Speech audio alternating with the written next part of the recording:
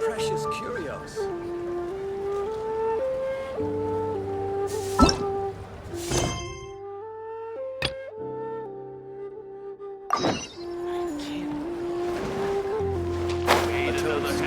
Our success.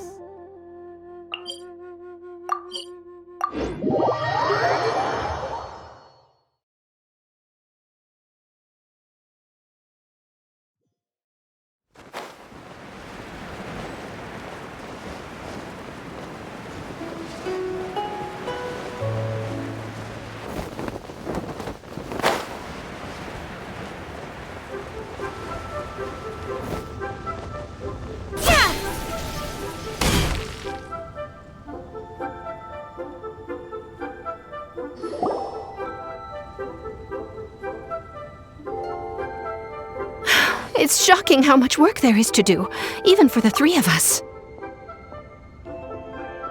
And she's been handling it alone all along. The Qixing secretary clearly isn't an ordinary person. It's so frustrating. Huh? You're... Aren't you Ningguang's servants? How come you're here?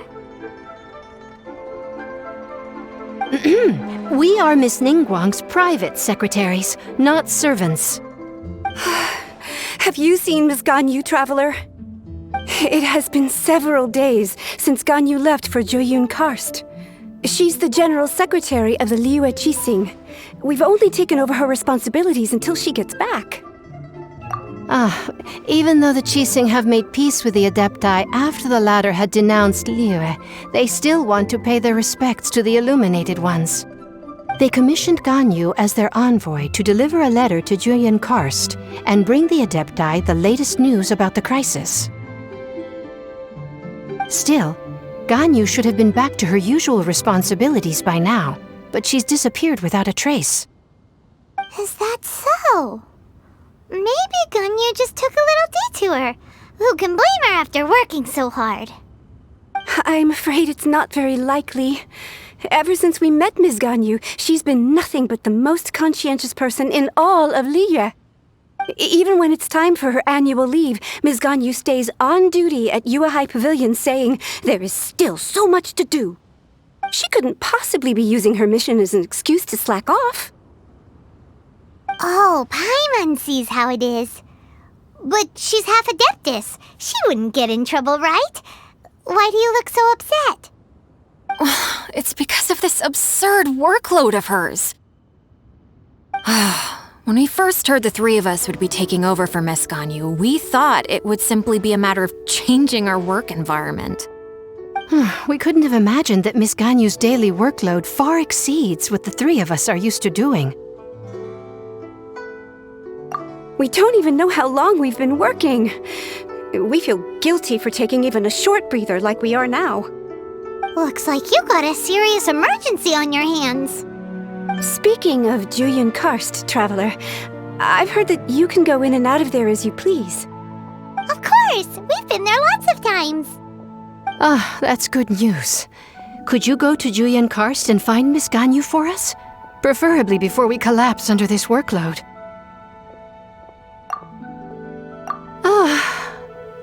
We're saved. I remember Miss Ganyu said that she'd be visiting Cloud Retainer's abode. You might as well start looking for her there. It's about time she came back to work. Otherwise... No, perhaps we should go to Lady Ningguang first and bring up our overtime pay again.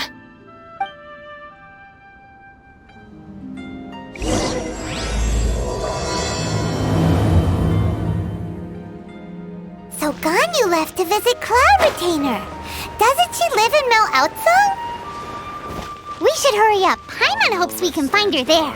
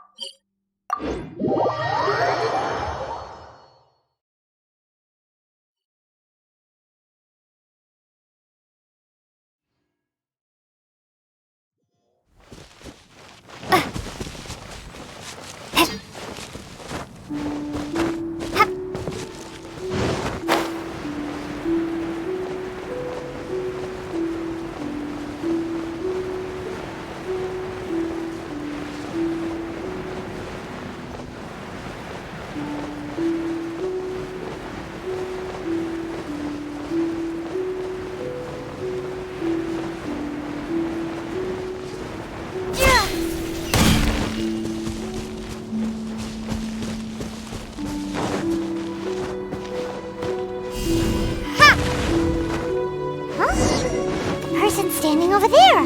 That's Ganyu! Ganyu, here you are! You two. I did not expect to meet you here. Is it official or private affairs that bring you here? I shouldn't. I have left the human world. Please contact the Yuehai Pavilion regarding matters concerning the commercial port. Huh? You don't want to be the Qixing secretary anymore? But they're all waiting for you to come back! That's why you're here? You want me to come back? I'm afraid you came here in vain. What? Did something happen? The clouds fold and unfold. The tide ebbs and flows. It was meant to be. When the Adepti entrusted humans with overseeing Liyue, I knew it was only a matter of time until I had to leave. My Adepti blood makes me unwelcome in Liyue Harbor. I delivered the letter and came back to Liyue Harbor, only to discover that I had been replaced by Baiwen, Baishao, and Baishe. Perhaps that mission of mine was just a pretext to remove me. Since the Qixing gave me a chance to leave with dignity, I decided to be tactful as well. I appreciate your kindness, but there's no need for your words of comfort. After 1,000 years away, I came back to Jueyun Karst. Looking at the clouds floating among the mountains brings me peace of mind. I feel better now. But... Who disturbs the peace of these mountains? Cloud Retainer, we're terribly sorry. We just... One merely jests. One felt your presence the moment you set foot upon this land. Wow, you Adepti really are impressive. Come here to chat about the old times with Ganyu. It looks like you get along quite well. A matter leaves you at an impasse then. Not to worry. One is exceptional at seeking avenues for conversation. One has been one's own companion in idle talk for many a year. Yes. Since you are Ganyu's friends, tales from her youth shall one apprise you of, perhaps? Oh, Cloud Retainer. Nothing to be ashamed of. You were so cute as a child. One is most certain that your friends would like to hear of it. Oh, Paimon wants to hear it! Little Ganyu loved when the horns on the top of her head were caressed. When one was still taking care of her, one was pestered most often to touch her horns. She was elsewise loath to sleep. Wow! Plump she was back then. Why, when she stumbled while we ascended the mountain, she would roll down to the bottom like a little ball. The day Ganyu bumped into a pilgrim was the first time she saw a real human in the flesh. So fearful she was that she hid in a rock's cleft for 2 days and nights. One found her wailing of a monster she had seen. Cloud Retainer? Forget it. It's about time for my training. I will take my leave.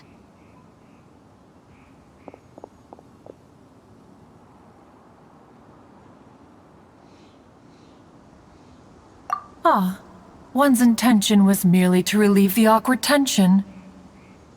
And you did the exact opposite. Impressive. Be that so? But returning to Ganyu, most gladdened one is of your arrival. One cannot help but feel that remaining in Jueyun Karst shall not be good for her. One will tell you more about her, if you should permit it.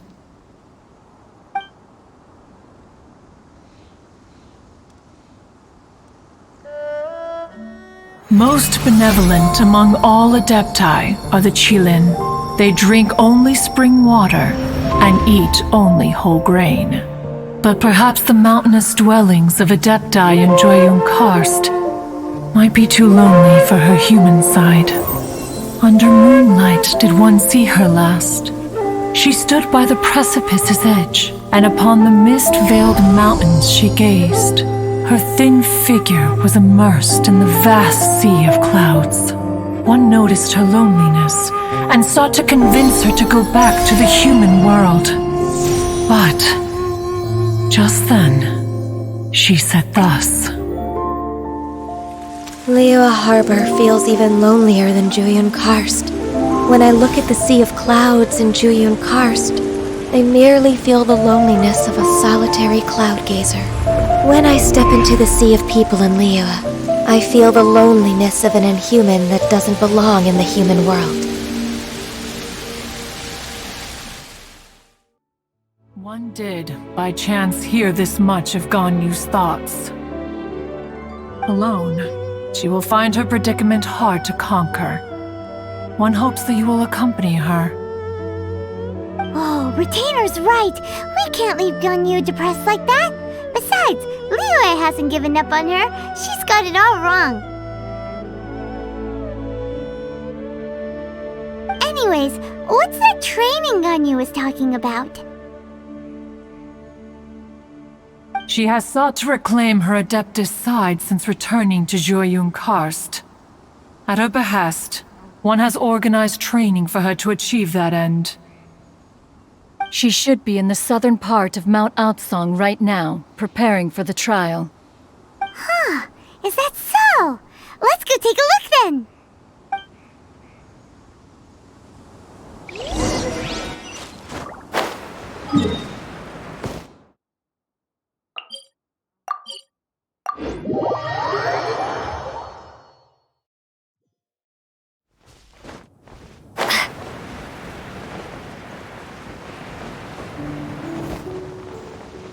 This is not the end. So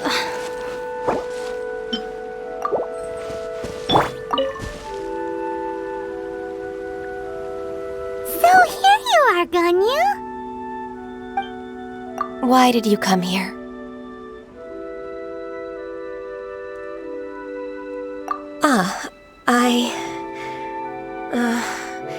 Humans should not remain in the realm of Adepti for too long. Considering the kindness you have shown me, I can let you stay for the Adeptus training. Yay! This trial was prepared by Cloud Retainer. Its goal is to help me feel like an Adeptus again.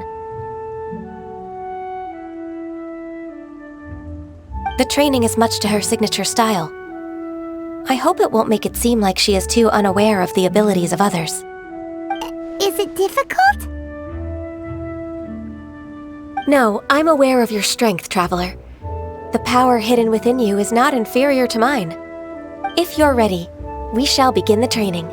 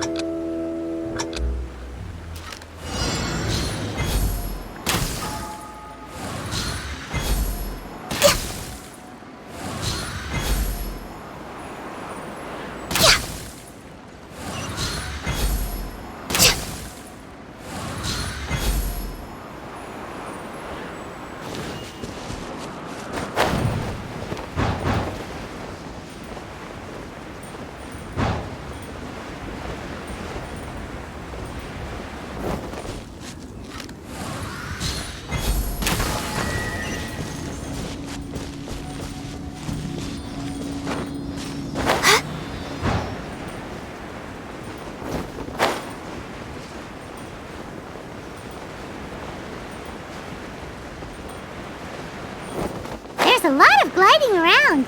It does feel like something Cloud Retainer would come up with.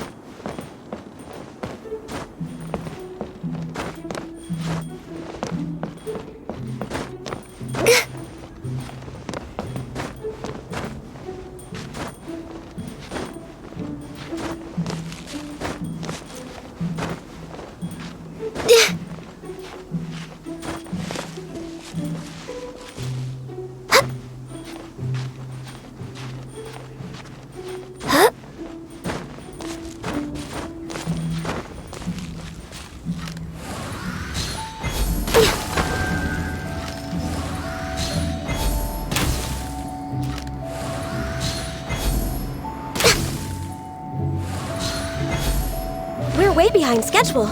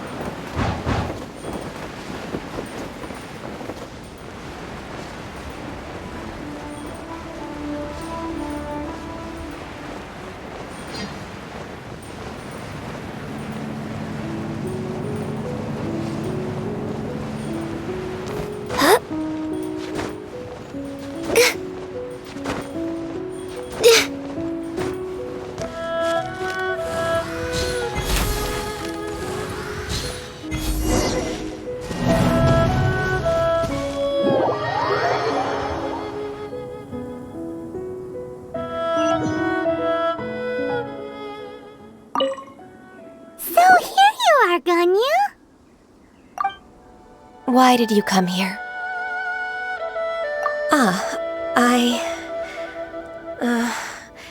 Humans should not remain in the realm of Adepti for too long. Considering the kindness you have shown me, I can let you stay for the Adeptus training. Yay! This trial was prepared by Cloud Retainer. Its goal is to help me feel like an Adeptus again. The training is much to her signature style. I hope it won't make it seem like she is too unaware of the abilities of others. Is it difficult? No, I'm aware of your strength, Traveler. The power hidden within you is not inferior to mine. If you're ready, we shall begin the training.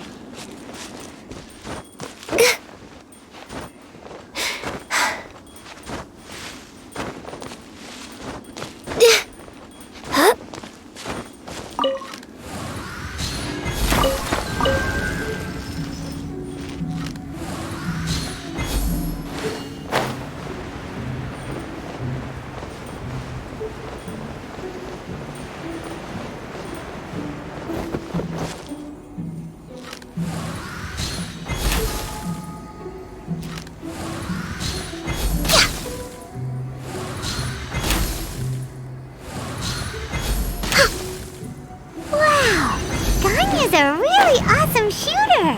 If you could see through the eyes of an Adeptus, you wouldn't be so surprised.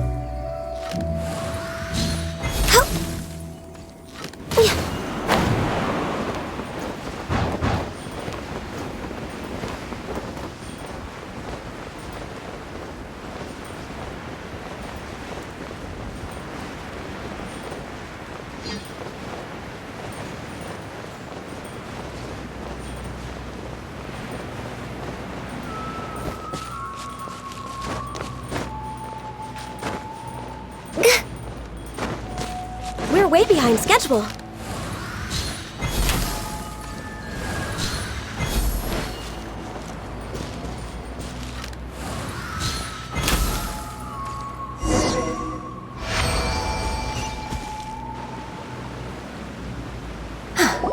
We've completed the task.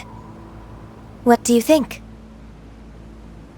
Hardships are a fact of life, both for the Adepti and humans alike. Ganyu, what were you planning to do once your training was over? The training's not over yet. The part prepared by Cloud Retainer is only the first trial. Huh? So there are more trials prepared by other Adepti? No. The only Adeptus who can unlock my true potential is Who is it? Conqueror of Demons. Huh. So it's Xiao. That cold-hearted loner? How come he's prepared a trial for you? I found him unapproachable at first, too. But I believe that being able to face him is an important part of my homecoming. He's already waiting for me. Come along if you're interested. Of course we are! Let's go!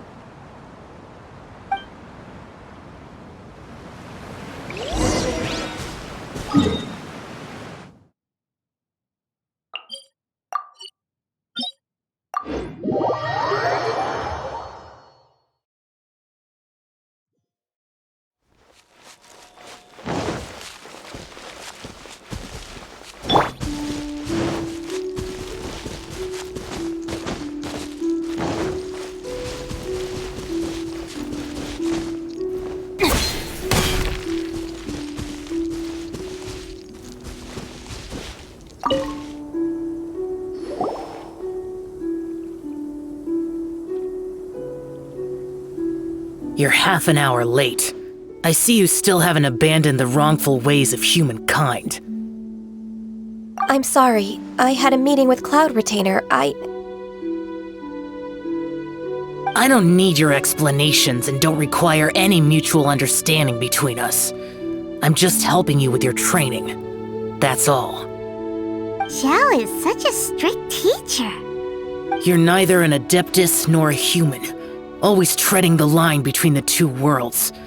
It must create a lot of confusion. Instead of explaining yourself to me, you should face your true self.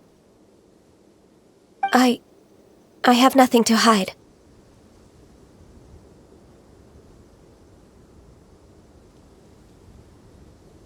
The body and the mind are one.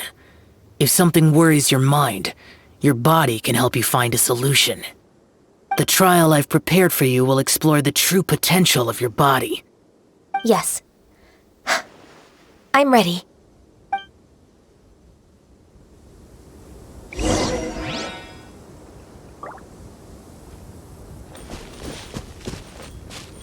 We're way behind schedule.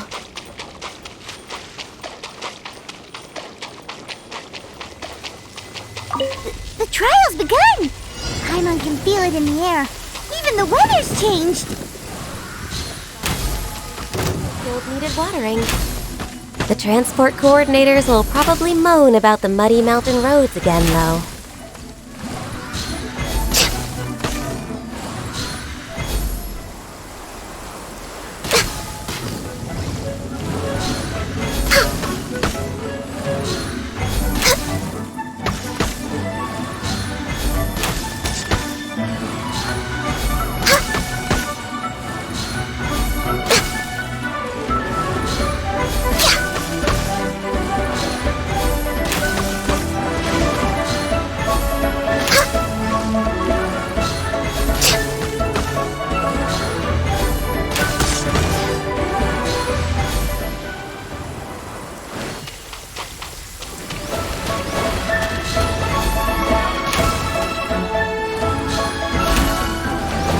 of ice and frost.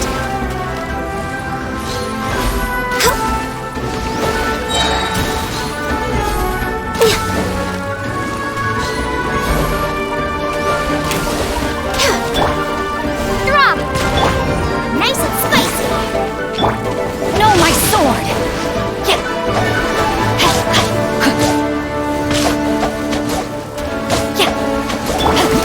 Leave it all to me.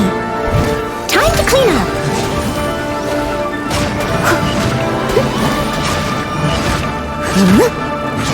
I'll catch up. Please stay indoors until the storm passes. I will deal with any urgent outdoor business.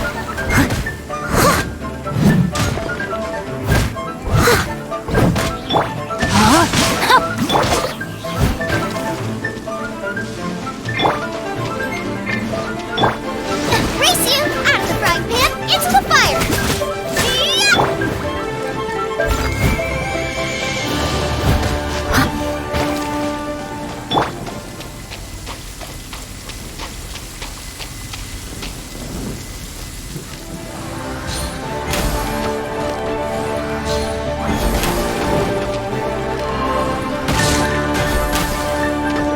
No touching!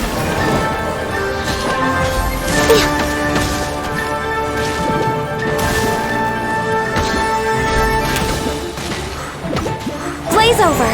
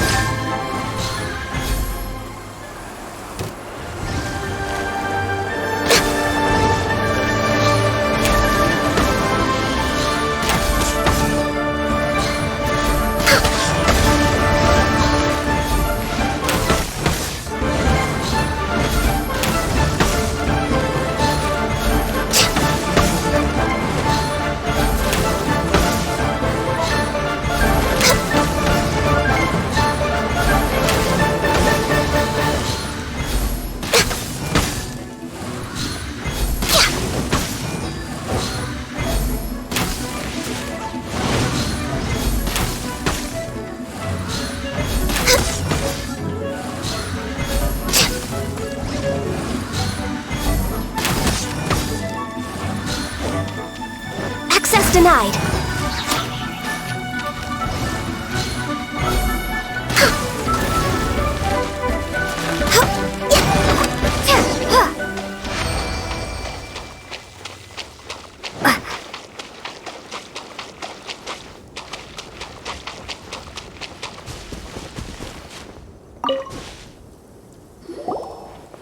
I've completed your trial. You don't have to report back to me. Seeking other people's validation won't benefit your training. Only you can evaluate the result of this trial. You'll progress faster that way. Understood. Xiao always has such strong opinions.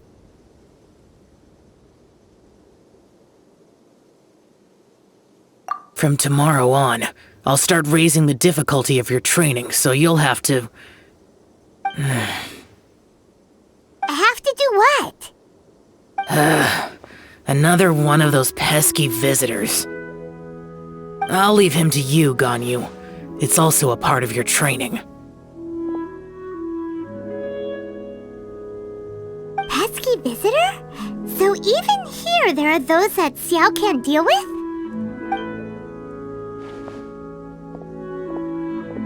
Oh heavens! Blessed be Rex Lapis! I've finally come upon the Adepti. Are all of you the Adepti of this mountain? Great! My name's Xinzheng. I came to ask for your merciful blessings, O Adepti. I beg of you, please grant me luck, wealth, and a good career. Oh, so it's a pilgrim.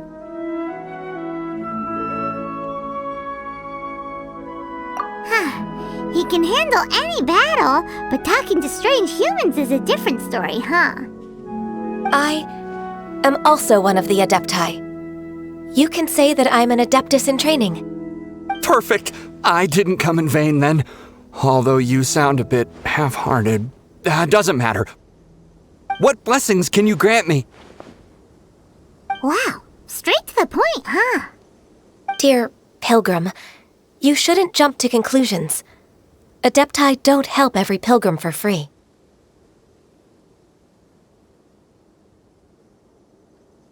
For free? Do you mean that you charge people for the blessings of the Adepti? That's not what I meant. What I'm trying to say is that everything should be earned through hard work and earnest living. It would be unfair to other people if you got everything you wanted for no reason. Hold on. I've heard this all before. You're just like my old man, always nagging me. Your father must have experienced it firsthand. The lives of the common folk are riddled with hardships, but are also full of joy. A person of your age should focus on work and family, instead of chasing after fairy tales.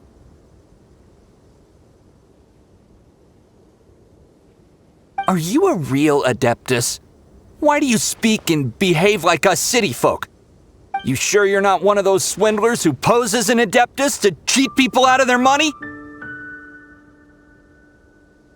Ugh, how dare you reprove me? I bet you came here looking for the Adepti yourself. He might sorta have a point. We did come here looking for Ganyu after all. Enough! Doesn't matter if you're a real Adeptus or not. You're useless. I'm leaving. Nobody's stopping you. Ganyu, don't let that guy ruin your mood.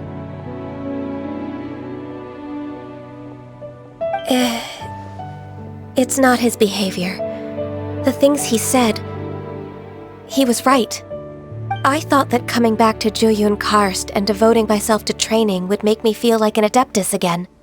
But being questioned by him made me realize that I...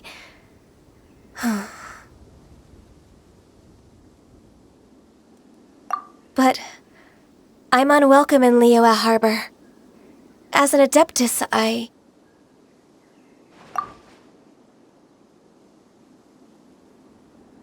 It's true! Just believe us! All right. I'll go with you to Liyue Harbor. That said, I still trust my initial judgment. If I'm proven right, I'll return to Jueyun Karst once again. It's a step in the right direction. Let's go!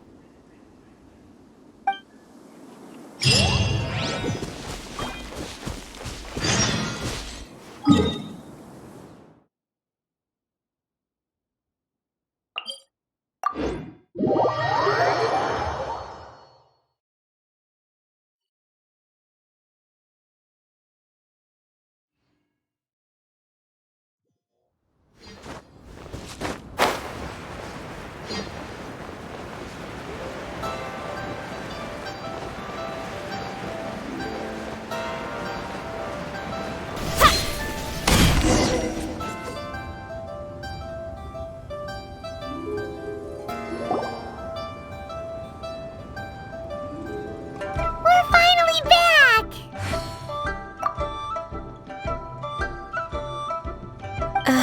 I'm still... Come on, Ganyu! We're almost there! You don't want to turn back now, do you?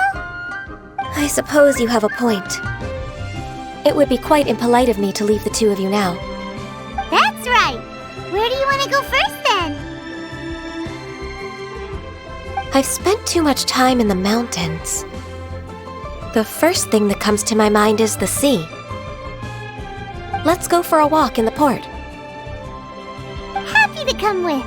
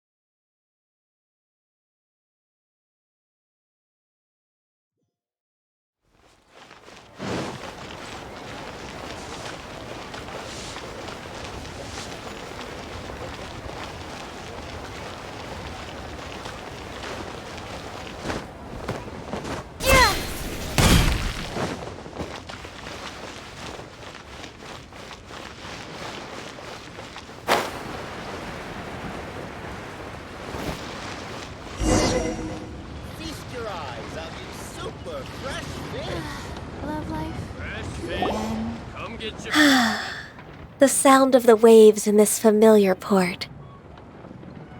The smell of the sea breeze makes me nostalgic.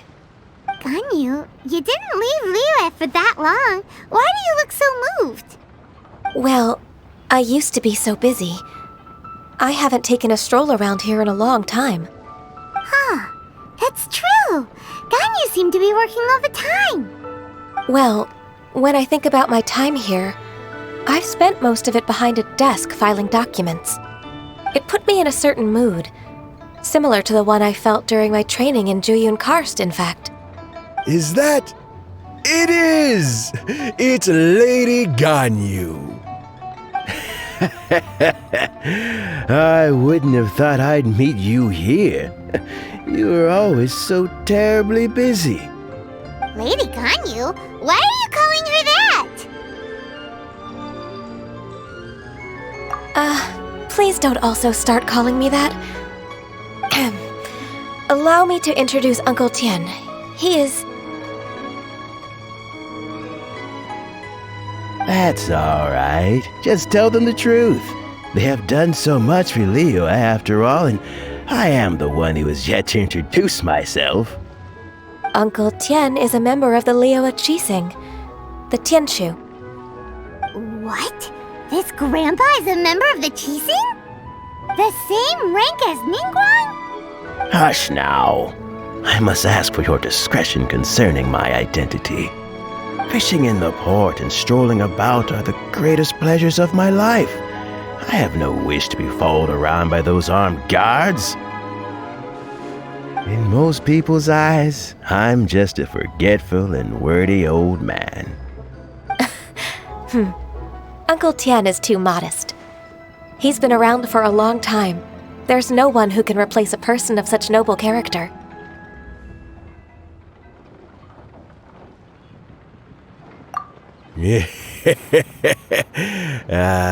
What an honor to receive such high praise from Lady Ganyu herself. I guess I must have done something right over the last, however many decades. Uncle Tian, please. A person of your standing should really stop calling me Lady Ganyu.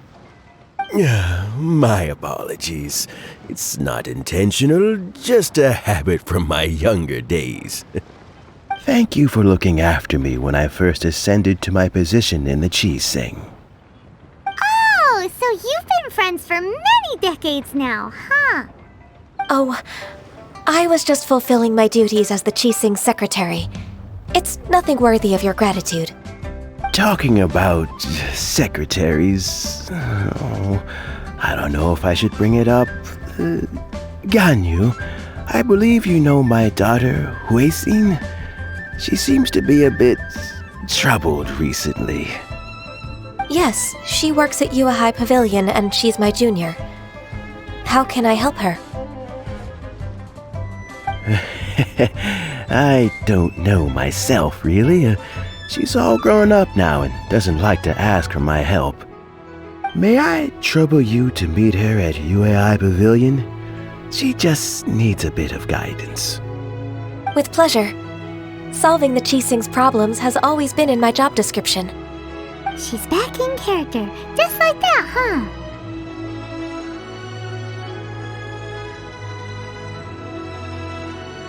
Let's move then to Yuhai Pavilion.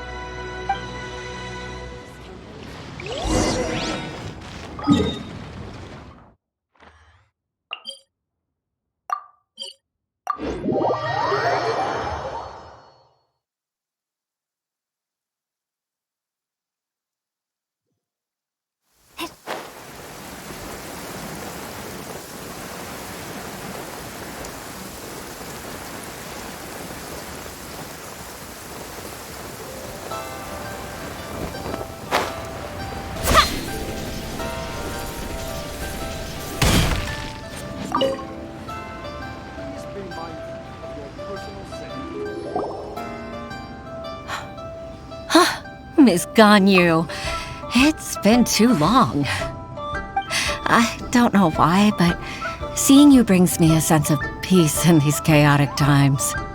Indeed, it has been a while, Huixin. I'm flattered, but aren't you exaggerating a little? I heard that you've encountered some problems and came to see if I could be of some help. My father asked you to come, didn't he? Abusing his status as a member of the Qixing to trouble you. Don't worry. I'm always happy to help a junior colleague from Yuhai Pavilion. Ganyu's not only a competent secretary, but also a great mentor.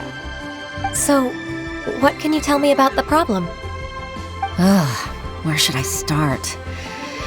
I discovered something strange while organizing tax records.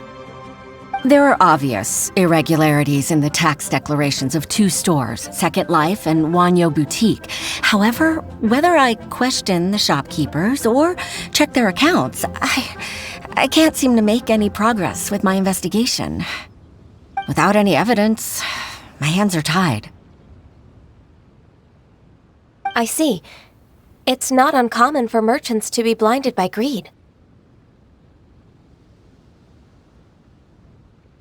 Well, is there any solution you can advise? Naturally. I've dealt with similar issues hundreds of times. Give me a moment to consider the best approach in this scenario. All right. Let's approach it this way, then. Your enemy knows you best. Huh?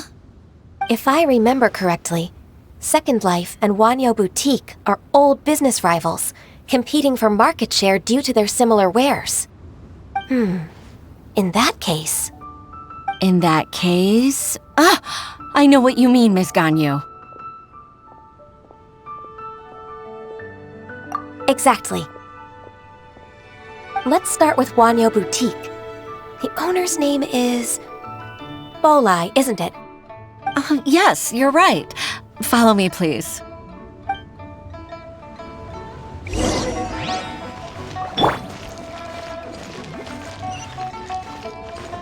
Be mindful of your personal...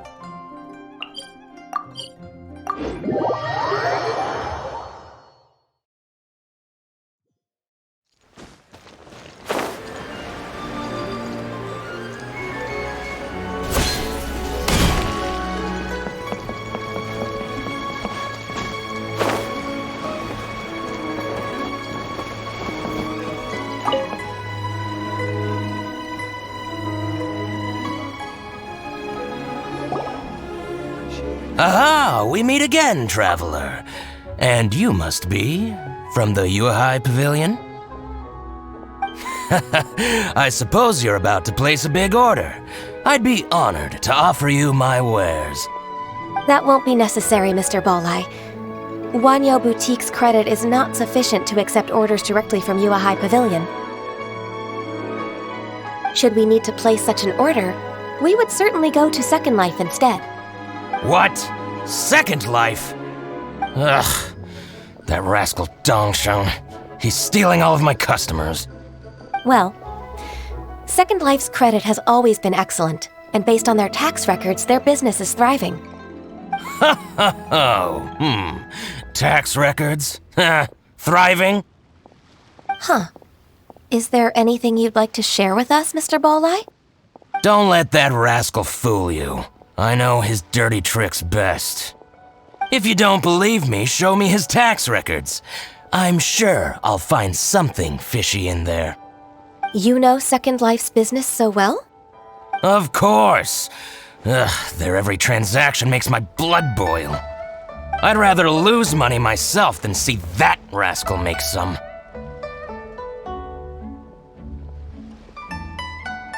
Well then, please look over this tax record. We'll review Second Life's credit based on your observations. Oh, of course. I'll read very, very carefully. Line by line and word by word.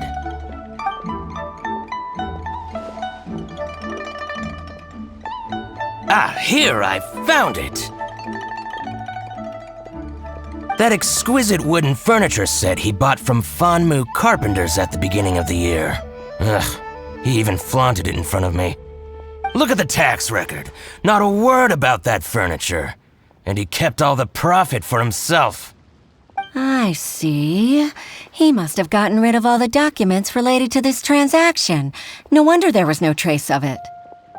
I told you so. Just as I expected. Ugh, I can't wait to watch him squirm. But, Ms. Ganyu, despite all this, can't he just flat out deny ever making this transaction? He might have destroyed all the evidence, but I believe the supplier, Fanmu Carpenters, might still have some proof of it. Aha, you're right. Master Lu from Fanmu Carpenters must still have the invoice.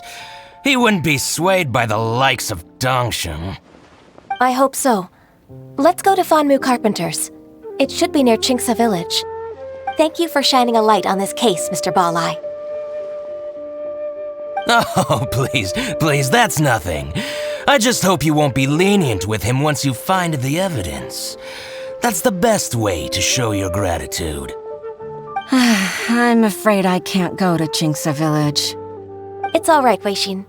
You can stay in Liyue Harbor and finish your work. Leave the rest to us. Ah, that's so considerate of you.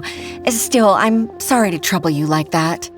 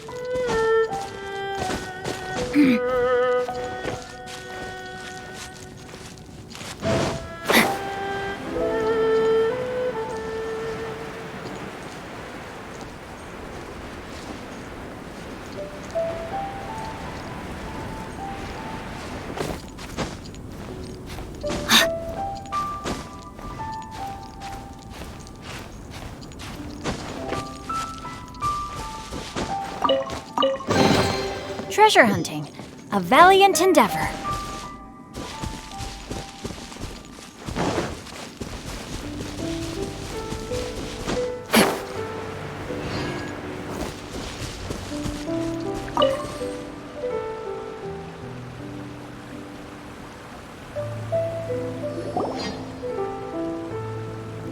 Ah, welcome, welcome. How can an old carpenter like me help you? I'm usually happy to take new apprentices, but I'm afraid I can't take too many at once. But I'm always around if you're keen for a chat. Qingsa really is full of lonely old people. Hey, I heard that, Flying One. I'm sorry. Master Lu, we've just come to see you and ask you some questions. Don't worry, I know.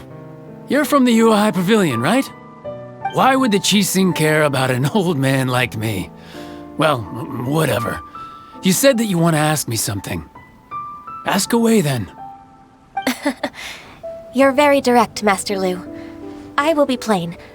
We're looking for proof that Dongsheng from Second Life has been evading taxation.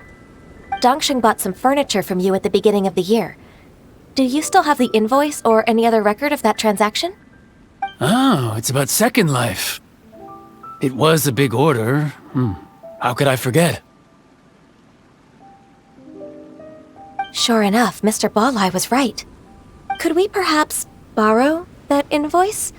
We won't have any evidence to bring against Dongsheng otherwise. Of course you can. But I'm not so sprightly anymore.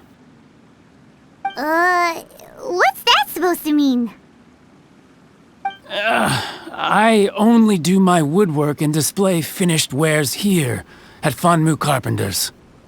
As for old documents and such, I keep them all in a warehouse west of here.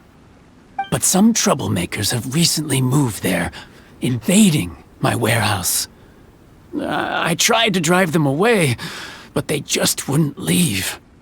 Since you need that invoice anyway, it may be best to get it from the warehouse yourself. And while you're at it, you can teach those louts a lesson. So that's what happened. I see. I'll leave you to it then. I need to get back to work.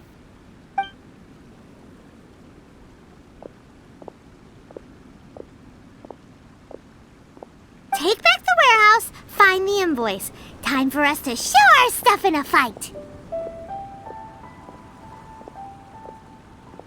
Wait, I think I saw one of those troublemakers. Ah, over there. Oh, Paimon Season 2! It's one of the Fatui! They must be plotting something against Liyue Harbor. Maybe they're the scoundrels who invaded Master Lu's warehouse. Ever since Osial attacked the harbor, the Fatui's reputation in Liyue has reached rock bottom. We won't cause a serious diplomatic crisis by getting into some small scuffle with the Fatui within our borders. You need not worry. Besides, I can already feel their malicious intentions. Consider it my intuition as the secretary of the Qixing. Then what are we waiting for? Let's go teach him a lesson.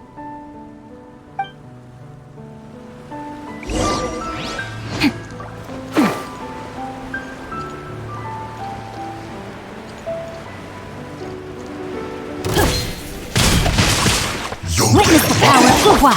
Guba, get them! You're toast!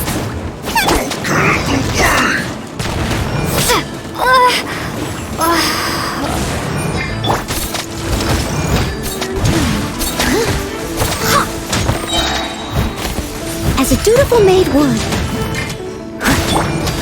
At the frying pan!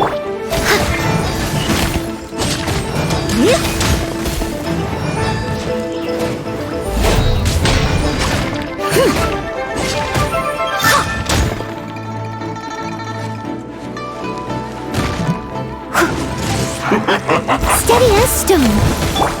Guba, get them! No, my sword!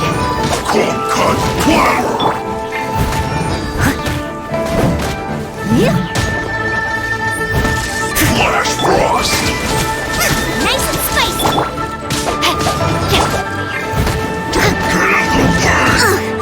I missed a spot. You're not going anywhere! It's time for a flash freeze! Frozen! Guba, get them!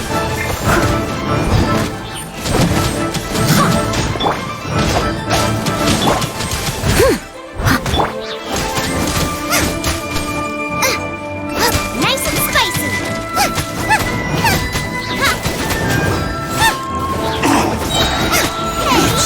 No problem! Leave it all to me.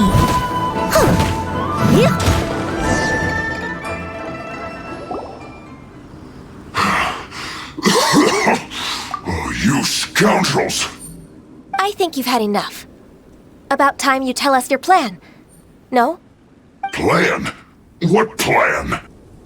We just taught you a lesson, but clearly you weren't paying attention. If you don't spill whatever you're scheming against Liyue... we'll be forced to use harsher methods.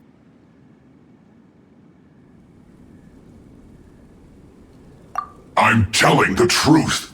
There's no scheme. If you're telling the truth, then why would you, a member of the Fatui, suddenly appear on the outskirts of Chingsa village? Fine. If you really want to know, then, well, I was about to. About to... what? Pick berries over there. I must admit, I didn't expect you to come up with such a silly excuse. It's not an excuse. I rarely have a free morning, and I heard that there were fresh berries in this area. Think about it. I'm here alone, and Chingsa Village is nothing more than a retirement spot for old people.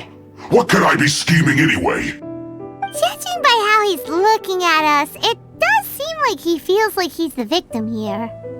So you have nothing to do with the occupation of Fanmu Carpenter's warehouse? Fanmu Carpenter's warehouse? Where's that? I swear, I only came here to pick berries, that's all. So it wasn't the Fatui who took over Master Lu's warehouse after all.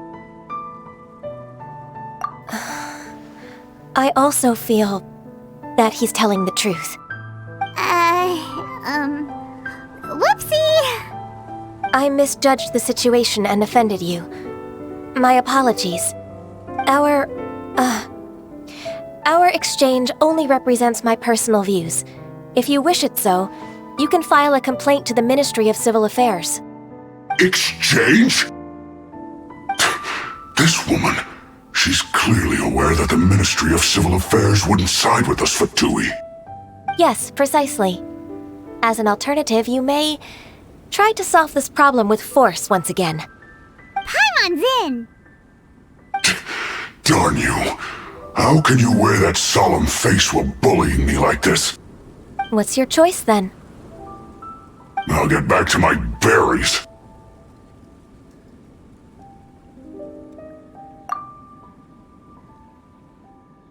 What a bittersweet ending.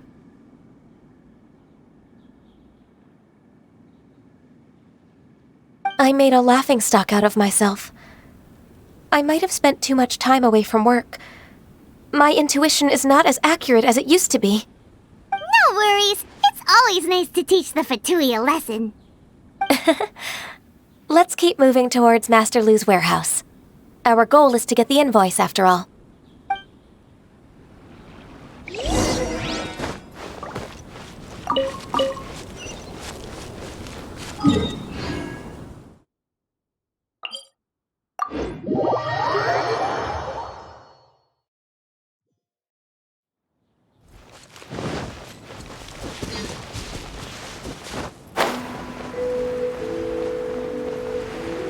So this is the warehouse.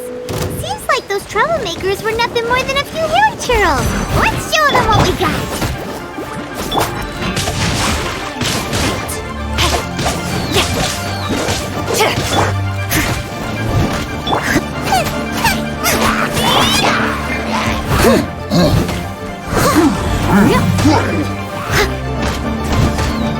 Out of the frying pan, it's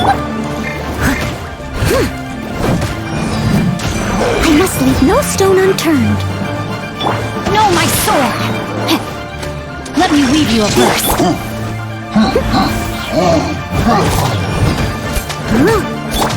nice and spicy. Someone needs assistance.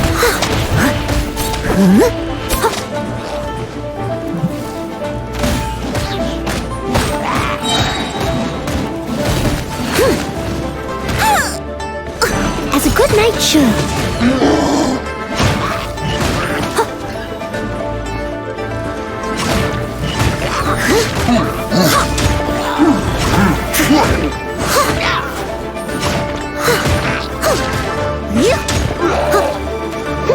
Someone needs...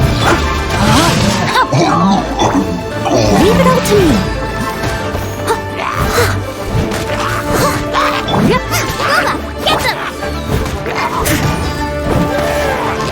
Someone needs assistance.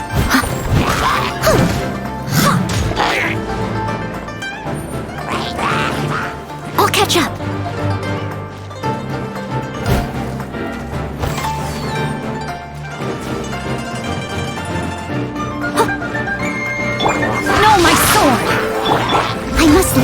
stone unturned. Nice and spicy.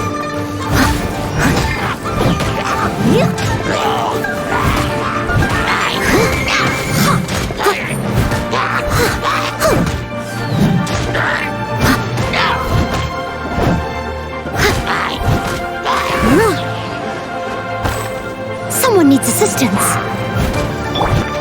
Rain outlines your... Steady as stone.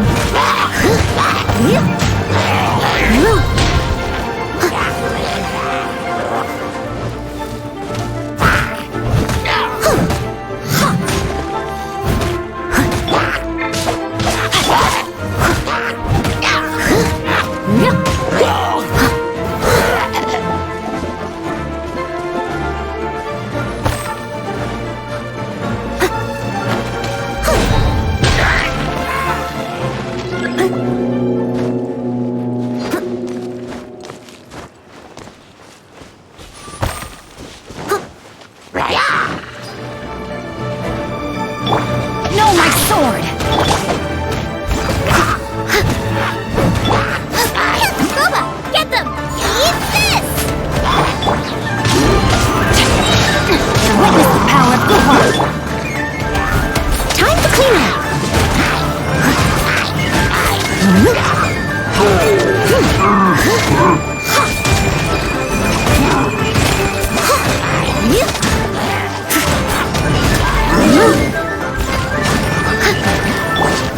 Nice and spicy!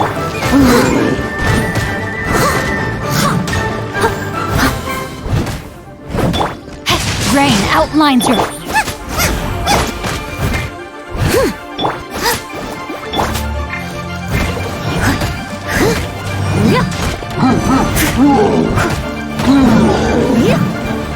Leave it all to me.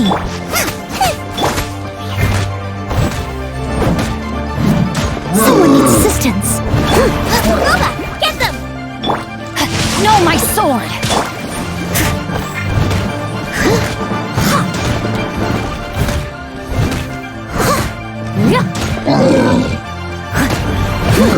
All clear! Hey, let's look around for the invoice.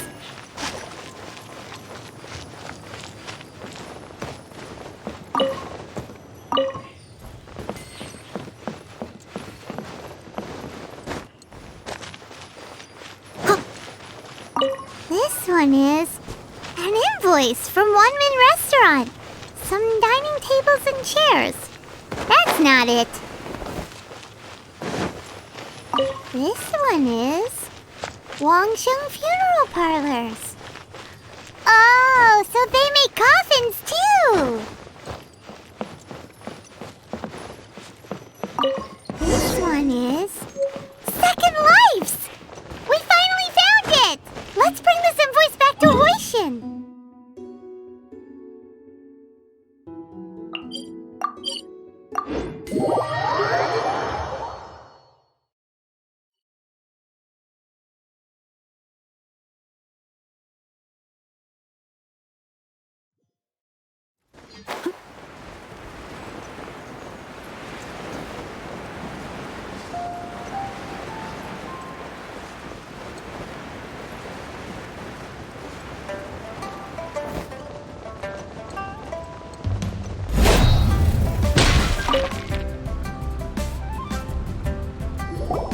Ah, Ms. Ganyu, you're back. I hope it wasn't too much trouble rushing about like that. I promise to help you and I'll keep my word. Nothing to worry about. Look, it's the invoice for the transaction between Second Life and Fanmu Carpenters. We've brought it back. Oh, thank you so much. Now we can solve this problem. Agreed. How about we go to Second Life and have a nice chat with the owner?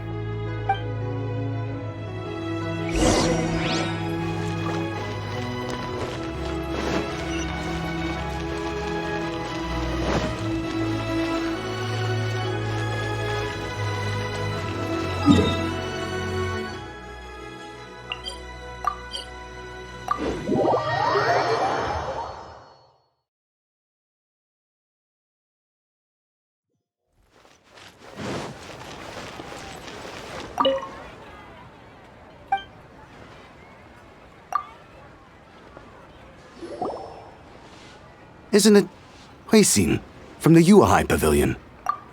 I remember you. I told you that all of my transactions are included in the records. My tax declarations are scrupulous as well. I do hope that my business won't be affected by any groundless accusations. Groundless accusations? Mr. Dongsheng, you seem very sure of yourself.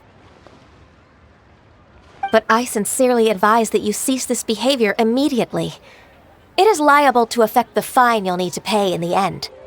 No. I'm an honest merchant. I would never get involved with any fraudulent sources of profit. Haven't I made myself clear? Mr. Dongsheng, you've already been proven guilty of tax evasion. I just came here to see if you'd confess. What? Proven guilty? How come? That's impossible. Absolutely absurd. He's talking without rhyme or reason. Must be crumbling under Ganyu's pressure. Time for the finishing blow! Mr. Dongsheng, can you tell me what this is? It's an invoice from Fanmu Carpenters. I'm Master Lu. I didn't... Do you admit to tax evasion? This transaction was absent from the tax record. I didn't think you'd find out. I didn't leave a single trace. Indeed.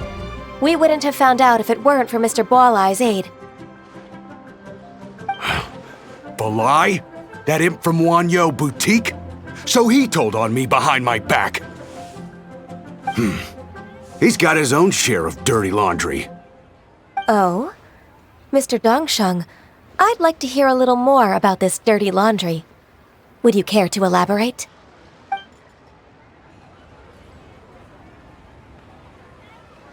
I don't think you'll need my guidance for what comes next. Yes, thank you, Ms. Ganyu. I can take it from here. That's good. I must say, you're truly impressive, Ms. Ganyu. Your enemy knows you best. To think, you came up with this plan and executed it so masterfully. It's actually one of your father's, the Tianshu's, old tricks. I just took some inspiration from it. My father? Pitting your opponent against their enemies and watching them drag each other down from an advantageous position, that's how Uncle Tian managed to keep his position in the Qixing secure for so many years. I figured that as Uncle Tian's daughter, you'd naturally grasp your father's strategies. So, I decided to use one of your father's tricks and play it out for you to see. I can see it now. Clearly, I still have a lot to learn about my father. I'm really grateful, Ms. Ganyu. You're the kindest mentor I've ever had. Thank you. Ganyu solved both Huixin's work and family problems. 2 birds with 1 stone. Oh, you've helped me so much. You must allow me to repay your kindness. That's not necessary. No need to be so serious. It was nothing, really.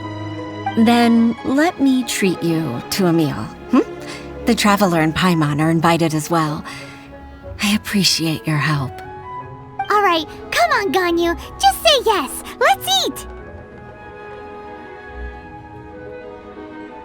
Oh, come on. It's just a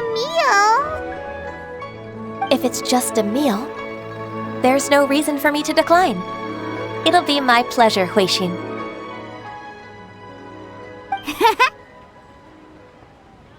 Actually, I've already booked Sinua Kiosk. I need a moment to prepare everything first. Let's meet there in a while. All right. We dare not refuse such generosity.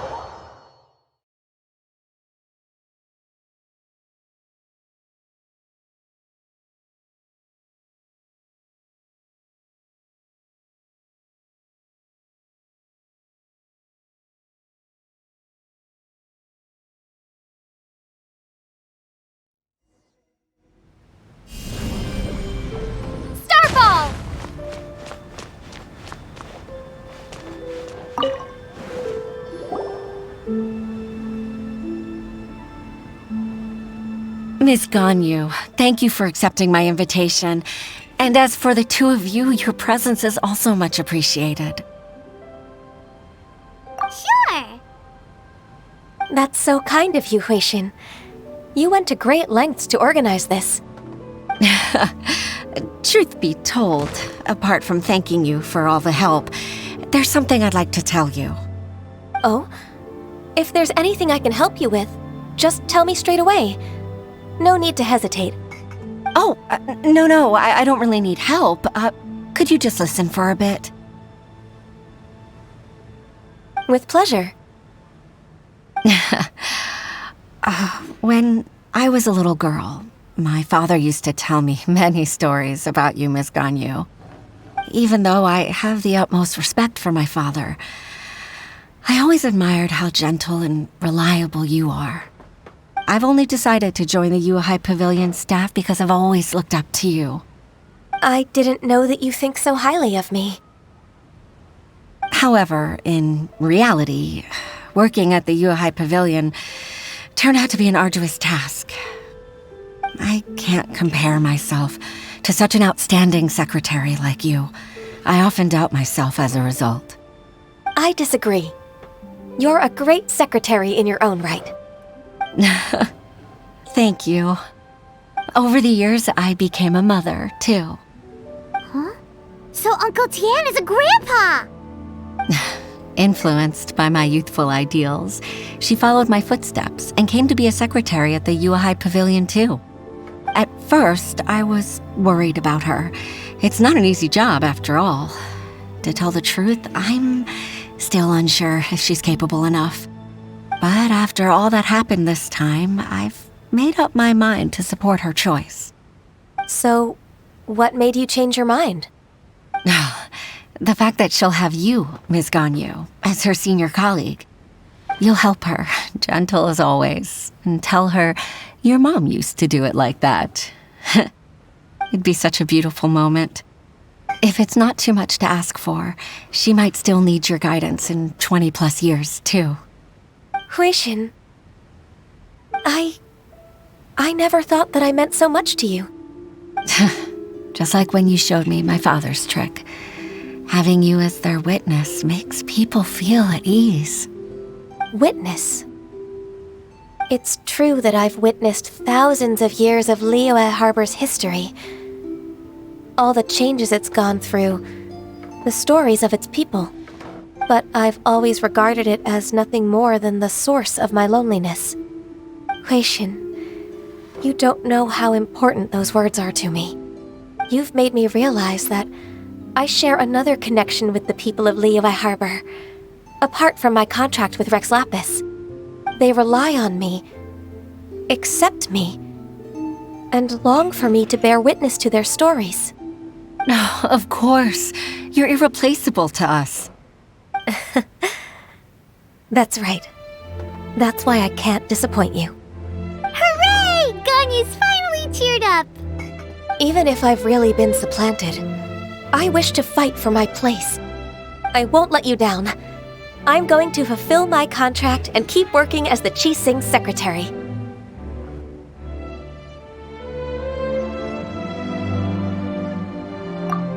Regardless, I'll go back and see for myself.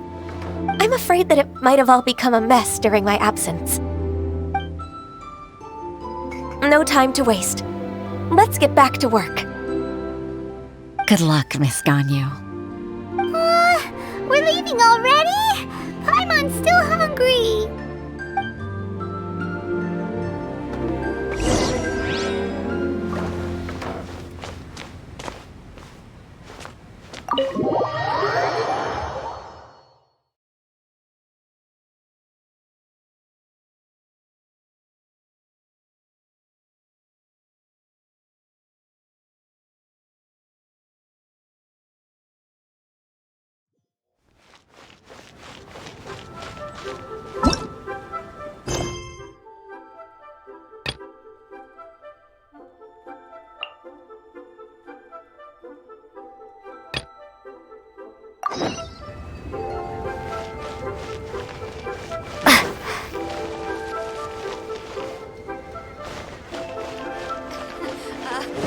Join the Adventurers Guild. Feel free to take a look around.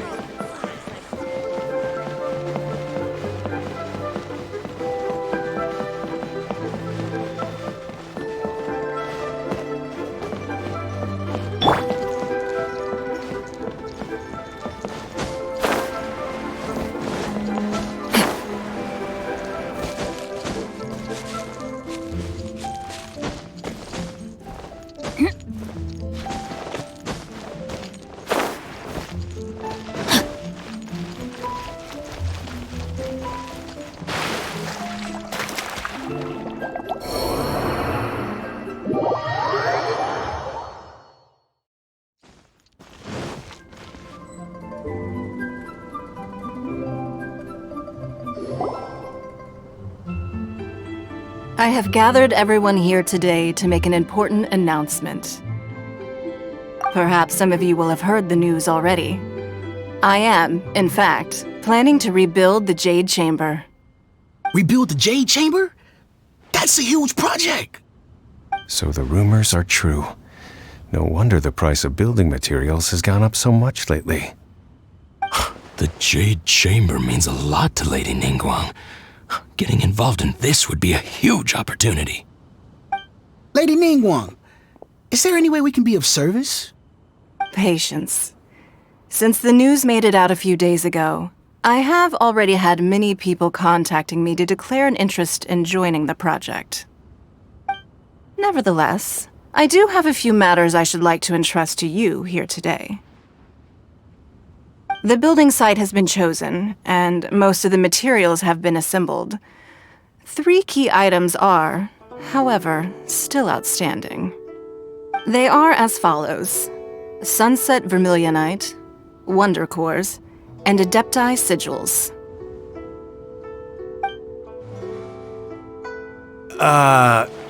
Excuse my ignorance, Lady Ningguang. I'm familiar enough with Plostrite, but I've never even heard of those other 2. Only sufficiently large pieces of Plostrite, or specifically Vermilionite, may earn themselves the Sunset moniker. This stone is what allows the Jade Chamber to float. Wonder Cores, meanwhile, are the central components of the mechanical structure of the Jade Chamber. Adepti Sigils serve as a means of integrating the mechanical devices with Adepti art. They are as indispensable as the mechanical core itself. Although these 3 items are rare, I trust that with your connections and capabilities, procuring them will not be a question of if, but of when. I take the saying, time is money, more seriously than most. Efficiency is everything. I will pay a generous price for the materials that you find, and in addition, the first 3 people who collect all the materials will have the opportunity to ask me a question. You may ask me anything, and I will give you an honest answer. I trust that this means of compensation will be to everyone's satisfaction. These things won't be easy to get hold of. But if it means a chance to get some inside information on Liyue Harbor's development plan for next year... Then it's the deal of a lifetime. Information from Lady Ningguang is priceless. Whoever gets to it first takes the market. Haha, what a coincidence! I won't divulge too much, but I heard some murmurings about some Plostrite just the other day. So excuse me all, but, I have some business to do.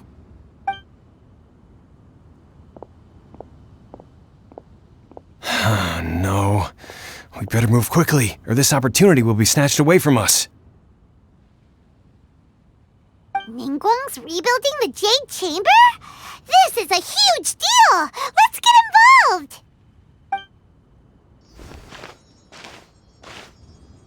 So you heard my announcement, did you? What do you think? Interested? Yes. Providing the question pertains to something I am knowledgeable about. Really? Ooh, then Paimon will ask you about how to run a business! Then we'll never be short of Mora ever again. Of course. But how much information I share with you will depend on your performance. The construction of the Jade Chamber requires a great deal of space. The abandoned mine outside the Golden House has been selected as the building site. Once you have collected the materials, please take them there. I have other business to attend to now. Otherwise, I would gladly escort you to the site in person. When you do arrive, please seek out my secretary. Remember, this is a race against the clock. A rare opportunity presents itself to you. Do not let somebody else snatch it from your grasp. Ningguang seems super busy. Come on, we'd better get going. First, we gotta get out of Eugene Terrace. Huh? Look! It seems like there's something kind of fishy going on over there. Ma'am, you seem like an eminent and distinguished young lady to me. I can see that you're easily gonna win this procurement contest Lady Ningguang has set up.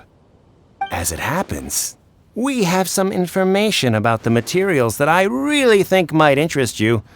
Come on, let's find somewhere a little more private, and we can get down to brass tacks. No, I don't need it. Don't be like that. Hey, come on! Don't go! Why don't you stand there after her? Oh, right, yeah.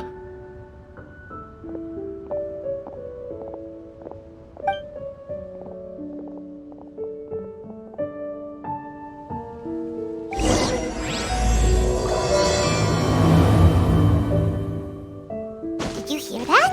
They said they had some useful information. Information's just what we need right now. Let's follow them and see what we can find out.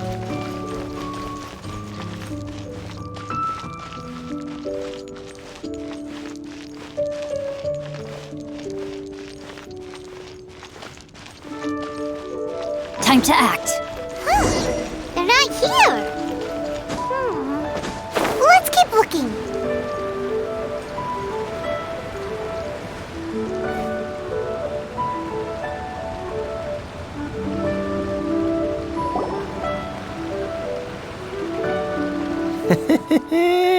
Well, will you look at that, ma'am? Nowhere left to run. Don't worry, we're not bad guys. You give us some mora, we give you a little info. Everybody's a winner. Boss, I got a bad feeling about this. Look at her, the white hair, the energy she gives off. I'm telling you, there's something different about her. So what? She's loaded. How are we ever going to repay those gambling debts if we just let money walk away from us, huh? I've already told you, I don't need your information. If you still can't grasp that, I'm happy to repeat it in a way that won't be so easy to forget. Come on, ma'am. You seem like an intelligent lady. I shouldn't have to spell this out to you. It's not about whether you need the info or not, okay? It's about you taking out your money and handing it over and nobody getting hurt. I won't. No more excuses! I know you have money. I saw you. Yeah, I saw you. Strolling into Leo Lee Pavilion, ordering a table full of food, and only taking a few bites. Then Shinue Kiosk, then Wanmin Restaurant. Same story each time. You order all the signature dishes, take a few bites, then you're on your way again. How could you afford to be so wasteful if you weren't from a rich family?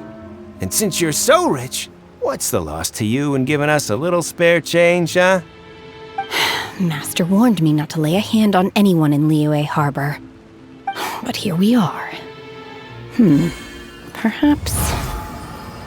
yes. Let's call it fate. Boss, I'm telling you, something's not right. What are you afraid of? We're just selling information. It's not illegal. If she lays a finger on us, all the better. We'll sue her for everything she's worth. Oh, you again. The Millilith? What are the Millilith doing here? Did you do this? You ought to mind your own business! I swear! Silence! How dare you threaten innocent civilians? You're coming with us. No, don't be angry, sir. Please, let me explain.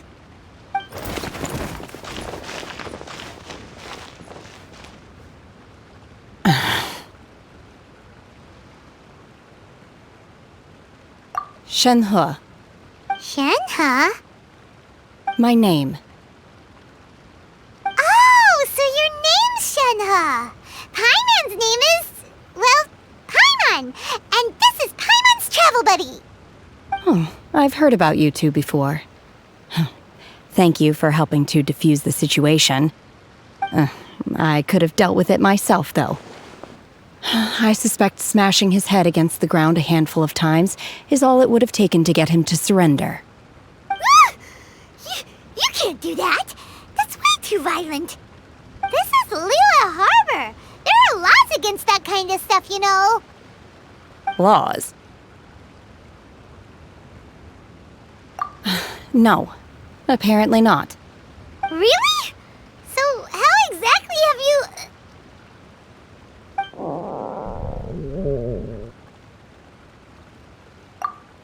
That would be my stomach growling. I haven't eaten enough. She's so honest. Wait, that's right. They said you went around all the restaurants ordering this and that and the other, but only took a small bite of each dish. Then of course you're still hungry. So, anything in particular you're hungry for? Chingson, glaze lily, violet grass.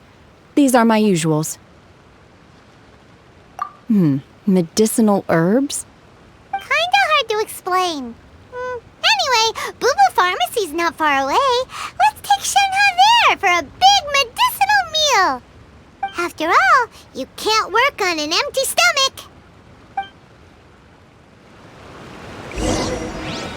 Psst. Do you think Shenhe might be an Adeptus? It seems like... Are you here to buy some herbs? I do hope you brought your prescription. Chingson, glaze lily, and violet grass, please. Half a pound of each. What kind of prescription is this? Sounds more like a lunch order. Oh, here you go. That's everything we have in stock. Thank you. She's really eating them!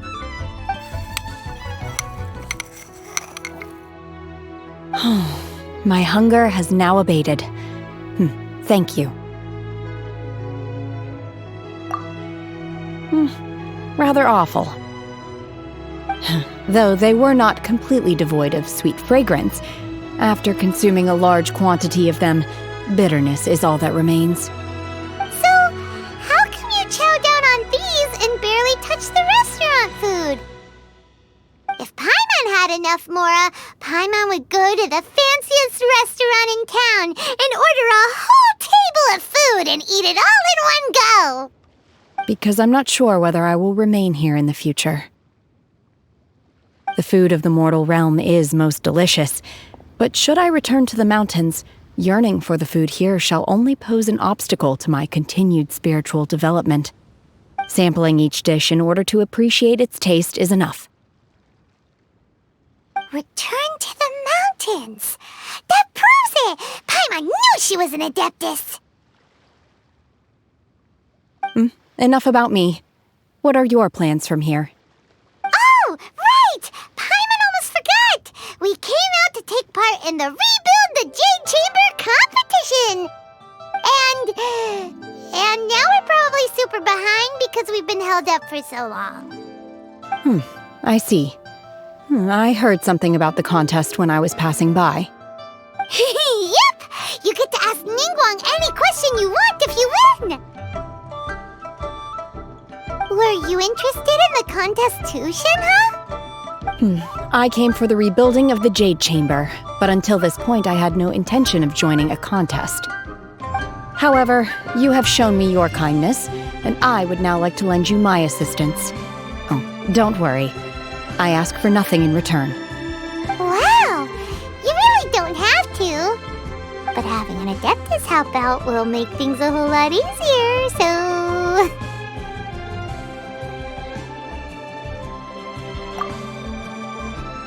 Then let's not delay.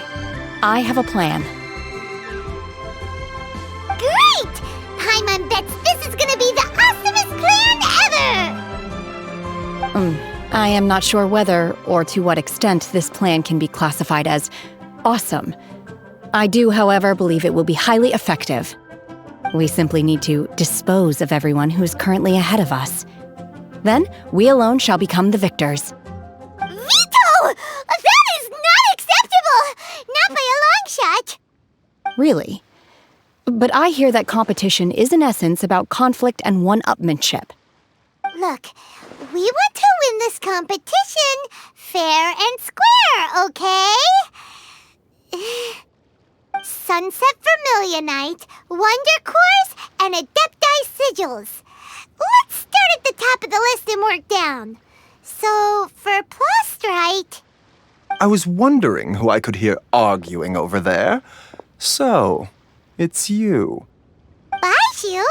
What are you doing out here? Lady Ningguang wishes to purchase a large batch of wound dressing. We're running low at the store, so I came out to fetch the ingredients personally. Huh? How come Lady Ningguang needs so much wound dressing all of a sudden? I'm not too sure. I did hear she's looking to rebuild the Jade Chamber. Maybe for its first aid on site? I didn't ask, though. Far be it from me to pry into my customers' personal affairs. Oh, and she also borrowed Chi-Chi. Meaning Boo Boo Pharmacy is very short-handed right now. I don't suppose any of you are looking for part-time work by any chance? No, we've got other stuff to do. While you're here though, you seem to know a lot. Have you ever heard of something called Sunset Vermilionite? Ah, the variety of Plostrite used in the Jade Chamber, yes? There is some mention of it in the Seven Mountain Treatises. When activated, Sunset Vermilionite rises up all the way into the clouds. It's very rare indeed. As far as the records show, virtually all Sunset Vermilionite in existence has been mined and taken possession of. But the Feiyun Commerce Guild would know far more about this than I do. Okay then, let's go ask at the Feiyun Commerce Guild. Thanks, Baishu! You're quite welcome. Good luck to you all. And if there's anything further you need from me, just come to the Boo Boo Pharmacy.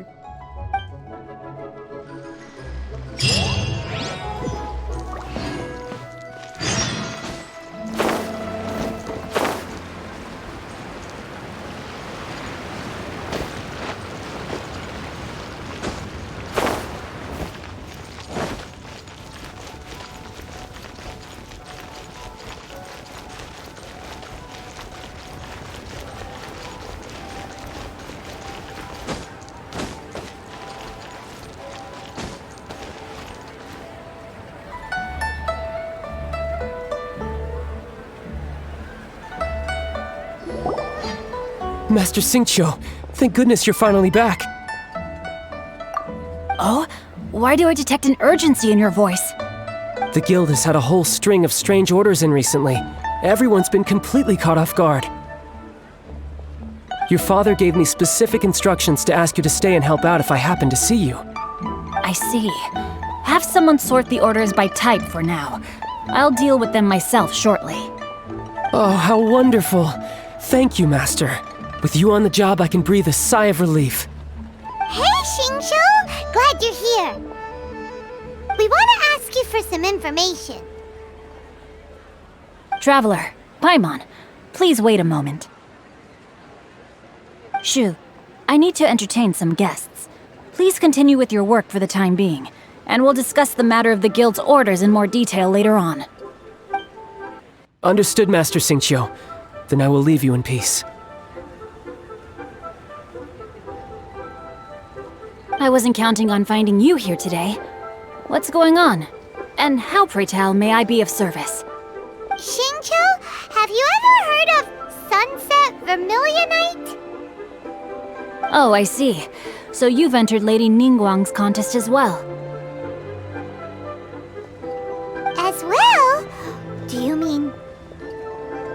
The truth is, the Feiyun Commerce Guild is in possession of some sunset vermilionite, but only one piece. We are holding it on behalf of someone who has asked us to put it up for auction, and a lot of interested parties have already come to us inquiring about the price. At the end of the day, it all comes down to supply and demand. In this case, I'm guessing the final transaction price may be in excess of 500 million mora. 500 million?! Honestly, I would recommend that you don't bother bidding on this one. The price is greatly inflated, and it's just not worth it. But without any sunset vermilionite... Don't panic. I don't suppose you ever heard of Sea Gazer? Who?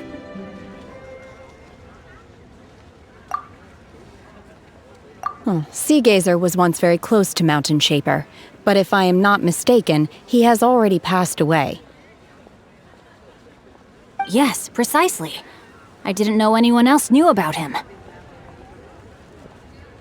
According to records of drifting clouds, Sea Gazer once built an abode to store his rarest and most exquisite treasures, among which was some sunset vermilionite. After Sea Gazer passed, the abode was abandoned, and its location was lost to time. Luckily, I came into possession of a stack of folk history books just recently. They make some oblique references to this lost abode, and after cross-referencing them against each other, I'm now fairly certain that it is situated in the Lisha area. That's great! But is it really okay for us to just go and take his treasure? Wouldn't it be a little, disrespectful with him being an Adeptus? You needn't worry. As far as I understand, Sea Gazer was very open-minded. Even while he was alive, he wouldn't have let something like this bother him. Open-minded? I have not heard of Sea Gazer being described in this way before. May I ask where you read that? Just a rumor I heard out in the mountains. All right then, let's go.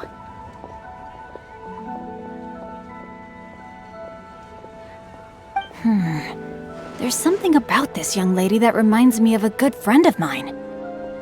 Oh, I almost forgot. Adepti abodes tend to have very ingenious designs, especially when it comes to their defense mechanisms. Plus, it's likely to be crawling with monsters after being abandoned for so long. So please, be very careful. Okay, we will be. Thanks, Xingqiu.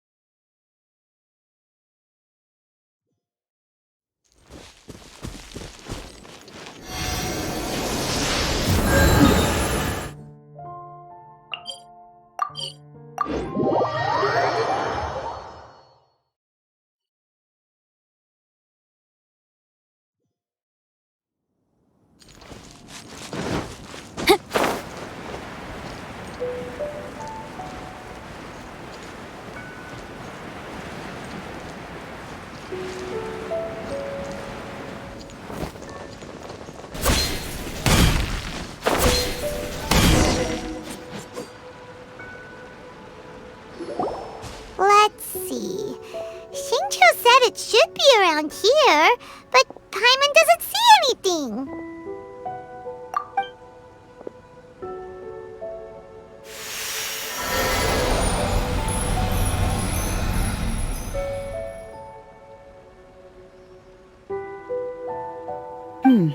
This place was hidden using a special Adepti art. But now that I have removed it, we can inspect the area more closely. Wow, that's amazing! Yep, let's take another look around. Hey, look! Is that a new Sealy over there?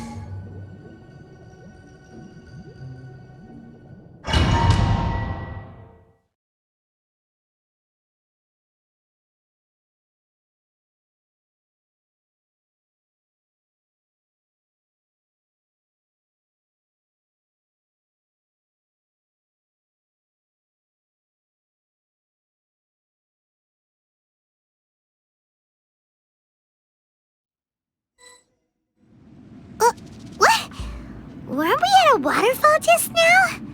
How did we suddenly end up here? Oh, so many clouds. It feels like we're high up in the sky.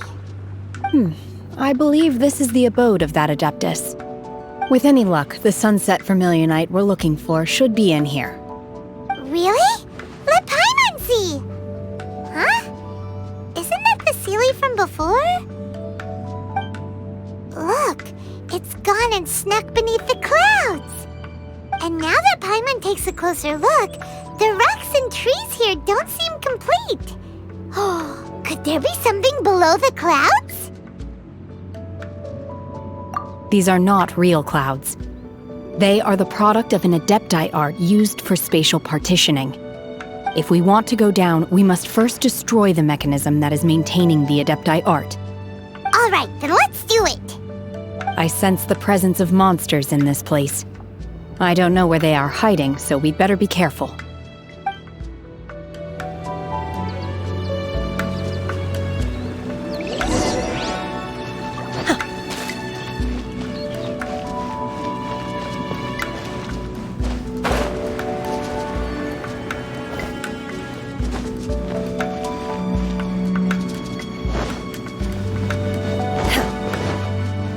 Out of the frying pan! Manifest! Unleash! I must leave no stone unturned.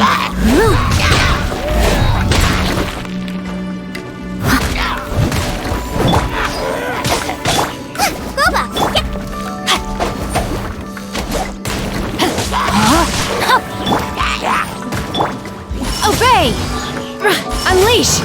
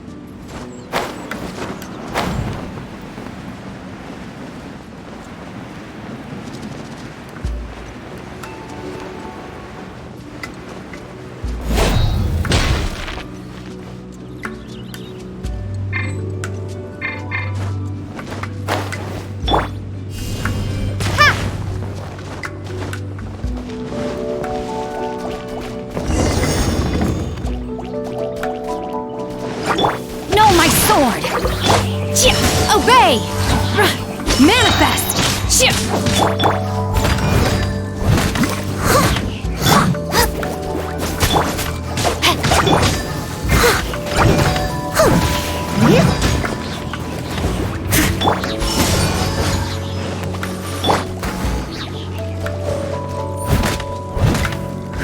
Unleash!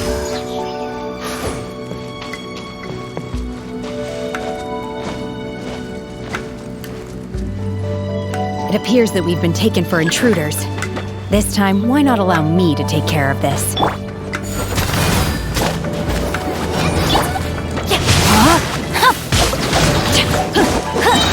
Let me weave you a verse. Manifest! By ordinance divine!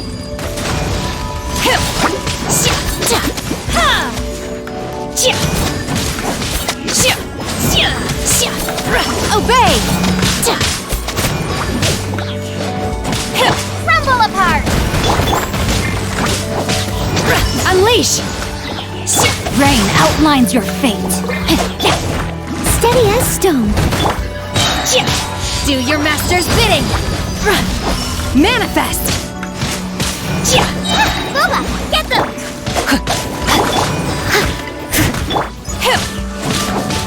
The core of the mechanism is exposed. Now's our chance.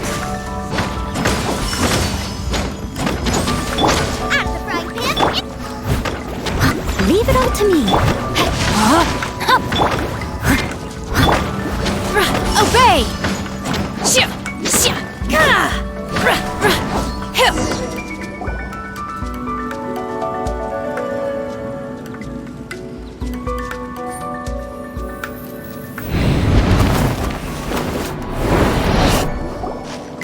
Whoa! We're gonna fall!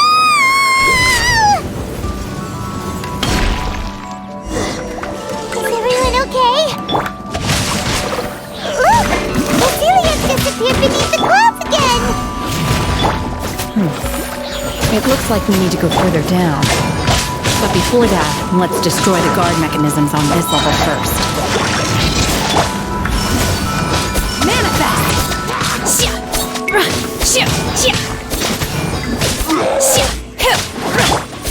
Boba! No, my sword!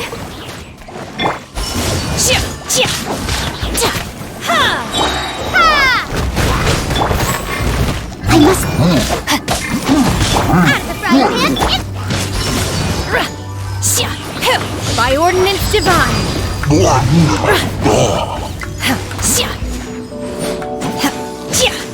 Obey!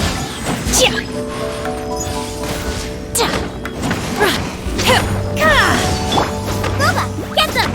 Rain outlines your fate. As a good knight should. Leave it all to me.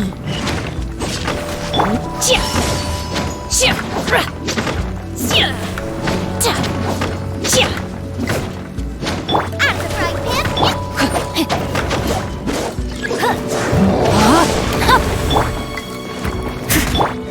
Manifest!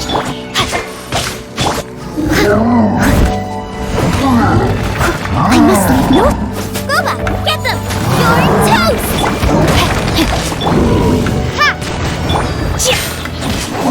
Unleash!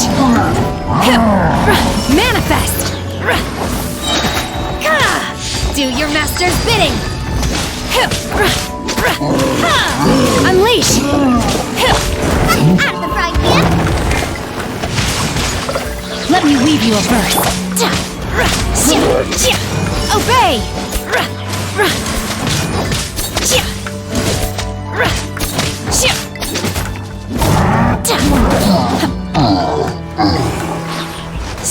Manifest! Shame! Obey! No, my sword! Steady it!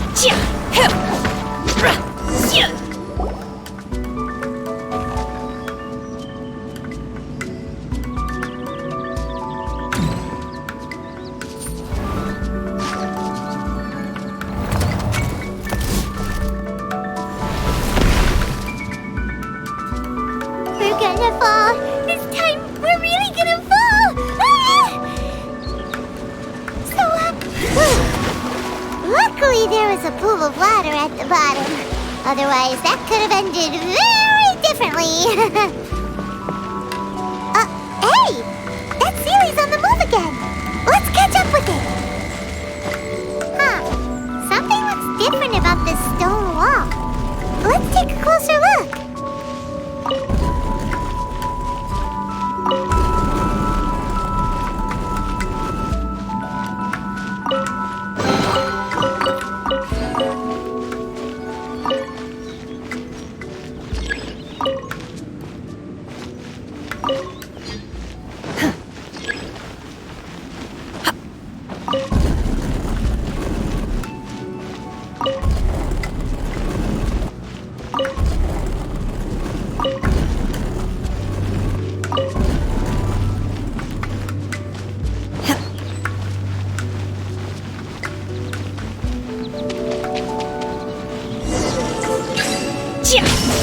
Unleash! Nice and spicy!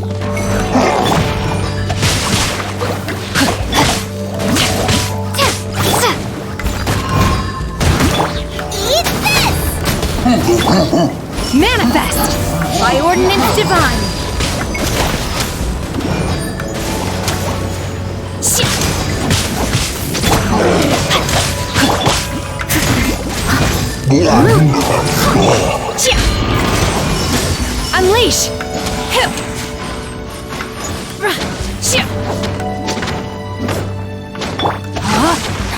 Grain cutter! Manifest!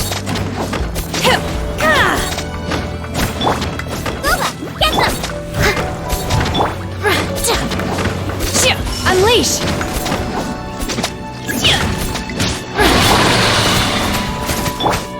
Starball!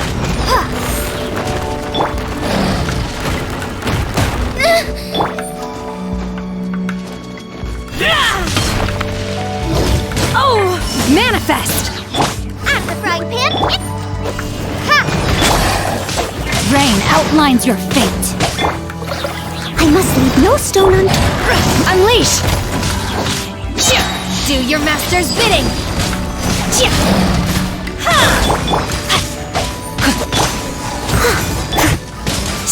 Manifest! Obey!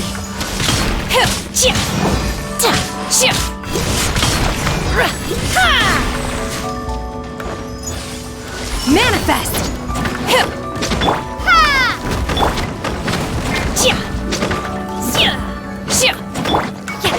No, my sword! Nice and spicy. Unleash!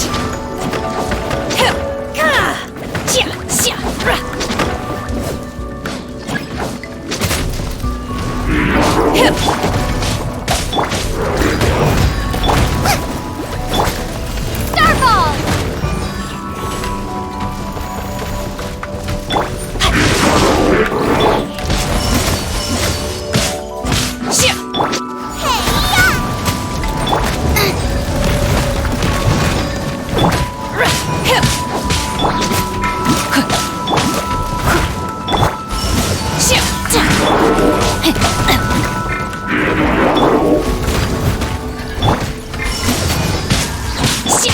Rain outlines your fate. Let me leave you. By ordinance divine! Obey!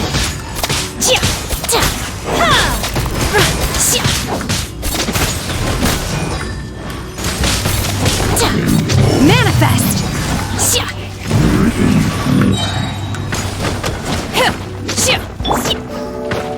Crumble apart! Obey!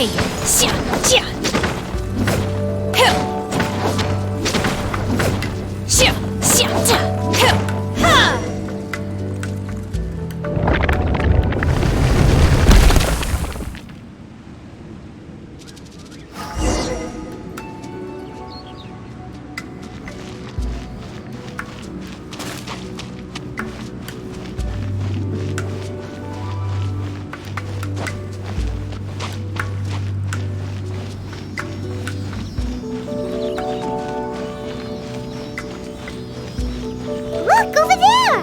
Could that be the sunset vermilionite?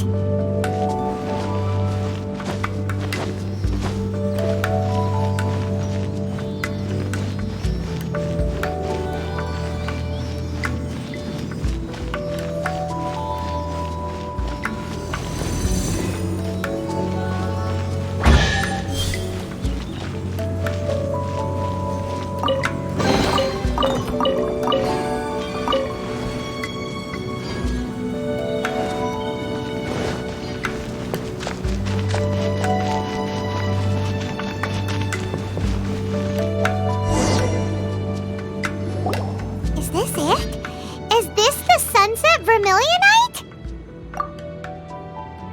It's so huge!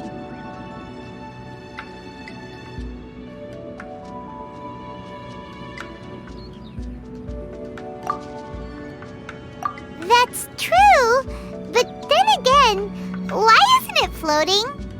Plaustrate doesn't float until it's activated. It may look different from most ordinary stones, but it weighs around the same amount. Only after being activated does Plaustrate reveal its true nature, breaking free from the shackles of the mortal realm and ascending up into the heavens. Wow, Shenhe, you seem to know everything about this. Only because my master is fond of chatting about these things. The moment she has some time to spare, she'll come straight for me and start telling story after story. I don't care for her stories most of the time. I certainly didn't expect them to ever come in handy like this. Hold on a sec! Paimon just realized something. If we activate it here, there's no way we'll be able to get it back to the site, right? Heck, we'll be dragged up into the sky too! But if we don't activate it, how else are we gonna lift it? This rock must weigh well over 1,000 pounds, surely! Don't worry. I can handle the weight quite easily. Are you sure? Be careful! Please don't worry. I'm well aware that a plaustrite sample this large must be highly valuable. I will be gentle with it and make sure it does not get damaged.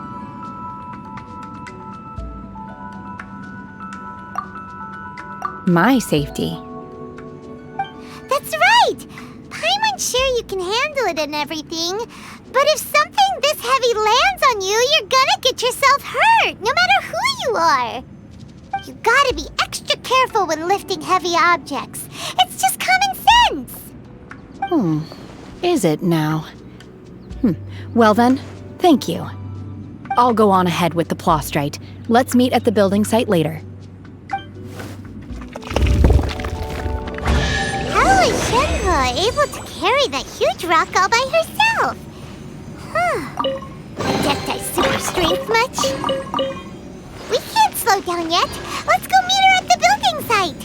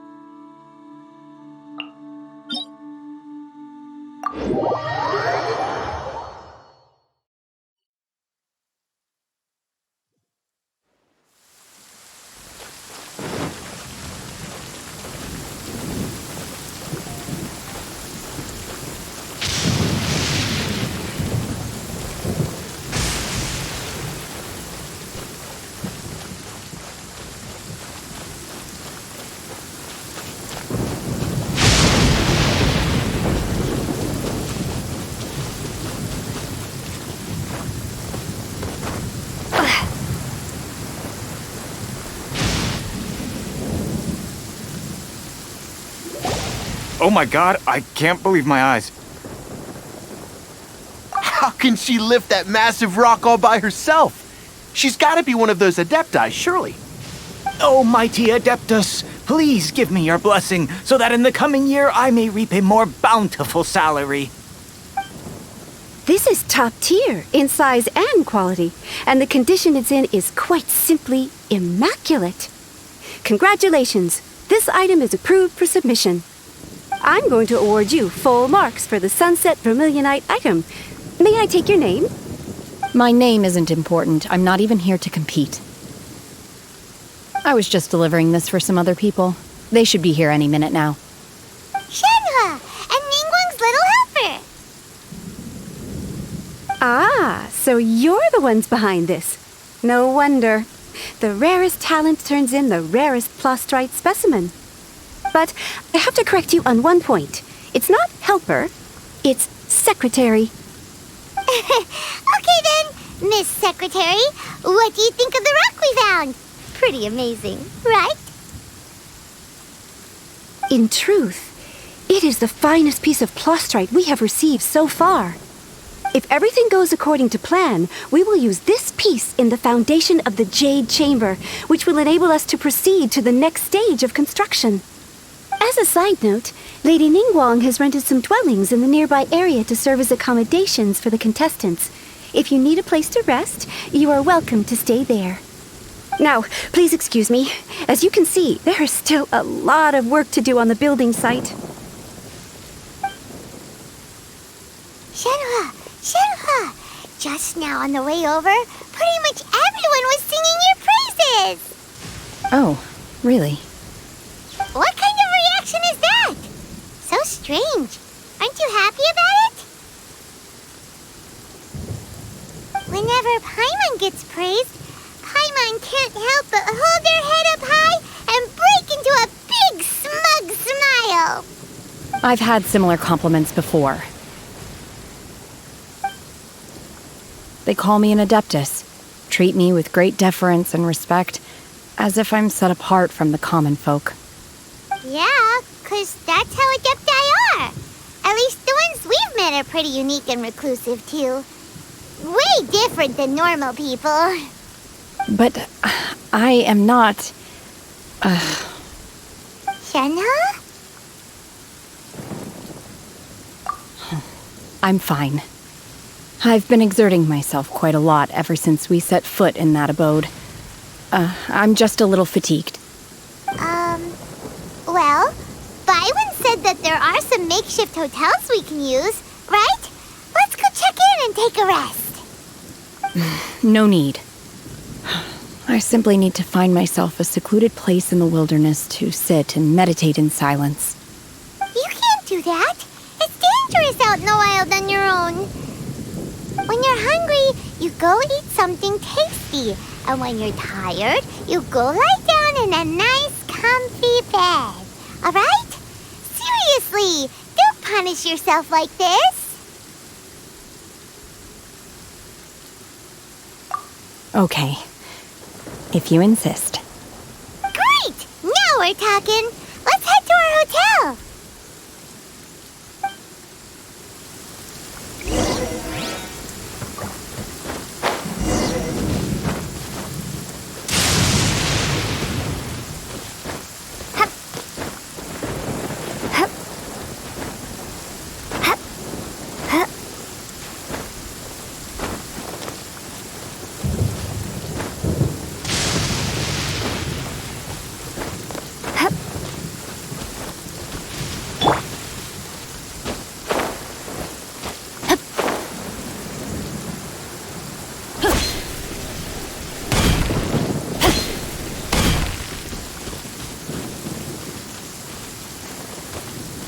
Body and mind.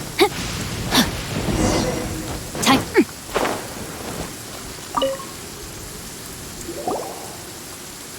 Hi there! Checking in, are we? You're just in time. We only have 2 rooms left. Since this was chosen as the building site for the new Jade Chamber, we've had a constant stream of people in this area. And not just workers either. Visitors, business people, tea sellers, all sorts. So, business is booming for me today. Very few vacancies. You're lucky you got here when you did. Great! One of your rooms is still being cleaned. I guess it should be ready within the hour. The other room is just to the door on the left. Here are your keys. All right. Hope you enjoy your stay. Please excuse me, I'll leave you to it. Shenhe, you should go get some rest. We'll hang around outside until the other room's ready. Paimon's gonna go see if there's anything good to eat around here. Paimon couldn't help but notice one of the guests walk in with a huge grilled chicken drumstick before. Let's buy one for Shenhe too. She can have it as a midnight snack, or save it for breakfast tomorrow. All right. I will head to my room for now. If you need anything, don't hesitate to disturb me. I'm a light sleeper. I will hear if you knock on the door.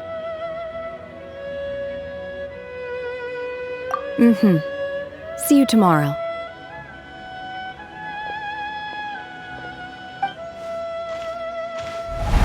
Hey! Isn't that Cloud Retainer? What's she doing here?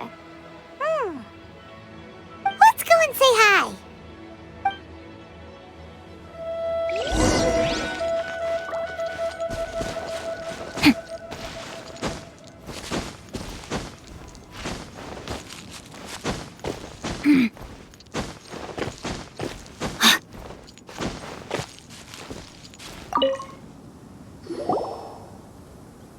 One trusts you have met Shenhe.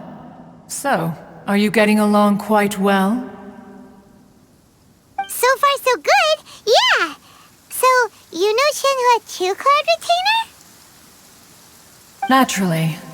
Save for Ganyu, who spends the majority of her time in Liyue Harbor. All the Adepti living today are acquainted with Shenhe to some degree. Cool! So, what's her Adeptus name anyway? Calling her Shenhe feels kind of friendly, but also kind of disrespectful. So Paimon's thinking maybe it'd be better if we called her by her Adeptus name instead. Her Adeptus name? Why, pray tell, would Shenhe have an Adeptus name? Don't all Adepti have a special title they go by? On this latter point, you are correct. However, Shenhe is human. Oh, right. Wait, what? Paimon neither! This is a real surprise! Do you mean to say that she presents differently from ordinary human beings? Well, to start with, her problem-solving methods are extremely direct. Ah, yes. She was like this all those years ago when one first met her. In this respect, she has not changed. One first found Shenhe by chance in a cave. One was passing by and sensed the presence of a god's remains. Being of an ever-vigilant disposition, one entered immediately to inspect the scene. Inside was Shenhe, then aged around 6 years old. In her hand, she held a dagger with which she was confronting a monster that was the god's remains incarnate. That sounds so dangerous. When one arrived, she had already been locked in confrontation with this monster for several days. Most mortal children are fragile, both physically and mentally, and are highly reliant on their parents for survival, but not so her. That she was able to endure such terrible danger was due not only to her strong willpower, but also to the bloodlust and homicidal instinct with which she was born. One dealt with the monster, yet she still refused to lower her guard. She even pointed her dagger in one's direction and remained ready to strike. Only after she was satisfied that one had no intention to cause her harm did she finally relent. She then passed out without uttering a single word. In other words, if you hadn't passed by that day, Shenhe might have... Not necessarily. Upon one's arrival, one could sense that the god's wrath was gradually receding. Even had the stalemate continued, one suspects that Shenhe may have still emerged the victor of the confrontation. That's still so dangerous, though! Why was a tiny little kid battling against the wrath of a god in the first place? Alas, the mortal world is rife with suffering of every kind, and she had experienced her fair share of this, even at a tender age. Seeing that she was homeless, one decided to adopt her. Indeed, it is one to whom she refers. Shenhe has an extraordinary constitution, making her well adapted to practicing the Adepti arts. All the Adepti cherished her talents, and so we were willing to train her. However, her homicidal urges did not subside with age. Rather, they grew stronger day by day. Mooncarver once performed a divination for her. He declared that her fate is to bear the curse of calamity. Consumed by malevolent energy, she is prone to bring harm to those around her. Such is the magnitude of the danger this poses, that her soul must be bound with red ropes to keep her homicidal instinct at bay. The red ropes have indeed served to keep her calmer, and more content. They also seem to have rendered her somewhat inexpressive. Perhaps the red ropes are so powerful that they have suppressed some of her other emotions as well.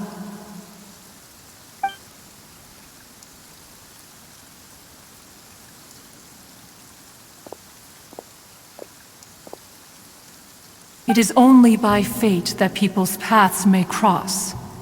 Now that Shenhe's path has crossed with yours, please be sure to treasure the gift that fate has given you, and take good care of her. Oh, now Paimon gets it. You came out here to check up on Shenhe because you were worried about her, didn't you? Huh. You dare draw such a facile conclusion on the nature of one's present excursion? Incorrect. The truth is that while Liyue Harbor may seem peaceful today, danger is always lurking in the shadows. Ningguang once made a bold assertion that this is to be the era of the contract between Liyue and the humans. Well, one is most curious to observe how she will respond to the coming storm. If she handles it admirably, one is willing to be a witness to her achievements. But if she does not, the Adepti shall not hesitate to seize control.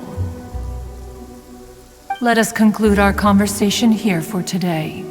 One has occupied enough of your time, and night is approaching. Be sure to get ample rest.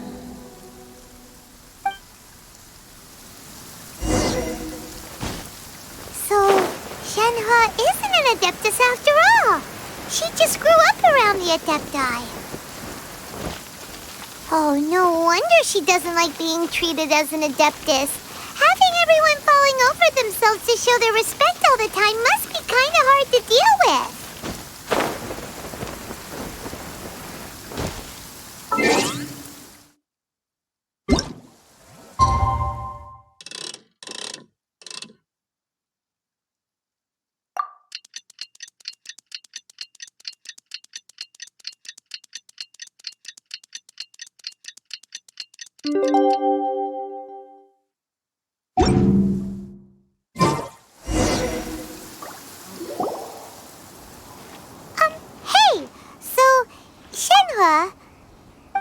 Master has relayed my situation to you, I take it. Oh? How did you know? I'd intended to wait until you came back before going to sleep, but I didn't hear you come in. I was worried that something may have happened to you, so I went outside to check and caught sight of my master. On top of this, you have been acting very strangely around me this morning, causing me to suspect that my master must have told you everything about me. After all, Master is very talkative. Sorry, Shenhe. Paimon had you down as an Adeptus this whole time, but it turns out Paimon was wrong. It's okay. I don't mind. The fault is mine for not explaining everything to you sooner, because in my experience, trying to explain is a futile pursuit. Still, though you mistook me for an Adeptus, you never treated me as distant and unapproachable. Instead, you treated me as you would a friend. For this, I am very grateful indeed. To be fair, we've met our fair share of real Adepti, too. Anyway, now it's settled. From now on, you're our friend. Whether you're an Adeptus or a human isn't the important thing. First and foremost, we're just plain old friends. Got it. Although I don't know quite what it entails in terms of what I have to do, I must say I like the title friend very much indeed. Great! Well, now that we're all rested up, we should start searching for the other 2 items on the list. But before we do that, let's go to the building site and ask Ningguang's little helper how the progress is going. After all, Sunset Vermilionite is so rare. Paimon doubts many competitors will really be able to find any. If it turns out some of them have given up already, we'll be able to take things a little more slowly. Oh, and another thing. We bought some grilled chicken drumsticks on the way back last night. There was a place just outside. Here's one for you, Shen.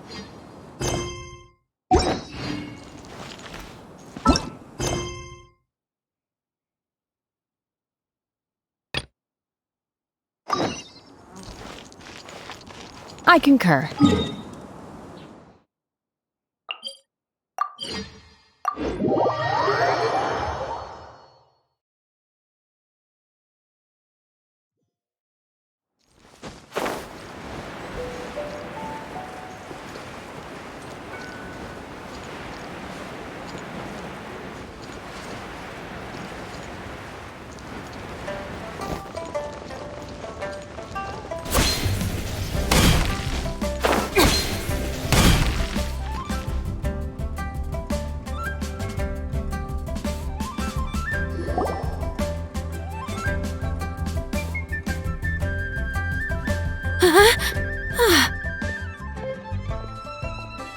Baisha, are you okay?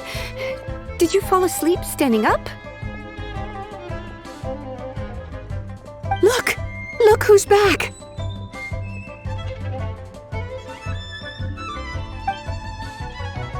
You even have enough time for leisure? It seems you three are a suitable replacement for me after all. Not at all. We've been working for too long. If we didn't take a break... We wouldn't have survived long enough to see you again, Miss Ganyu. Miss Ganyu, we've missed you. That's so kind of you all, given we've only met once. We've been praying day and night for you to return and take over your duties again. To us, you're like an adeptus coming down to the human world to save all life. Forget all our envious complaints from before. Just free us from this strenuous work, please. All right, I see. Please divide the matters at hand into government affairs, business affairs, and civil affairs. Mark out the tasks that haven't been started, and those that are in progress. I'll take care of the rest. Of course. We'll do it right away. Oh, finally. We're saved. Yes, there's one more thing. I'd like to earnestly thank you, Traveler.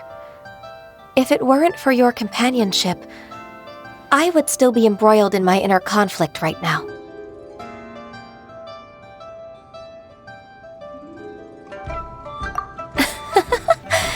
To think that I'd gained a human friend outside of work. It makes me happier than I could have imagined.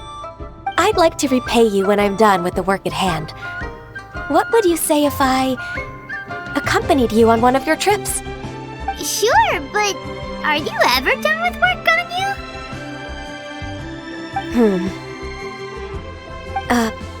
Let's cross that bridge when we come to it, shall we?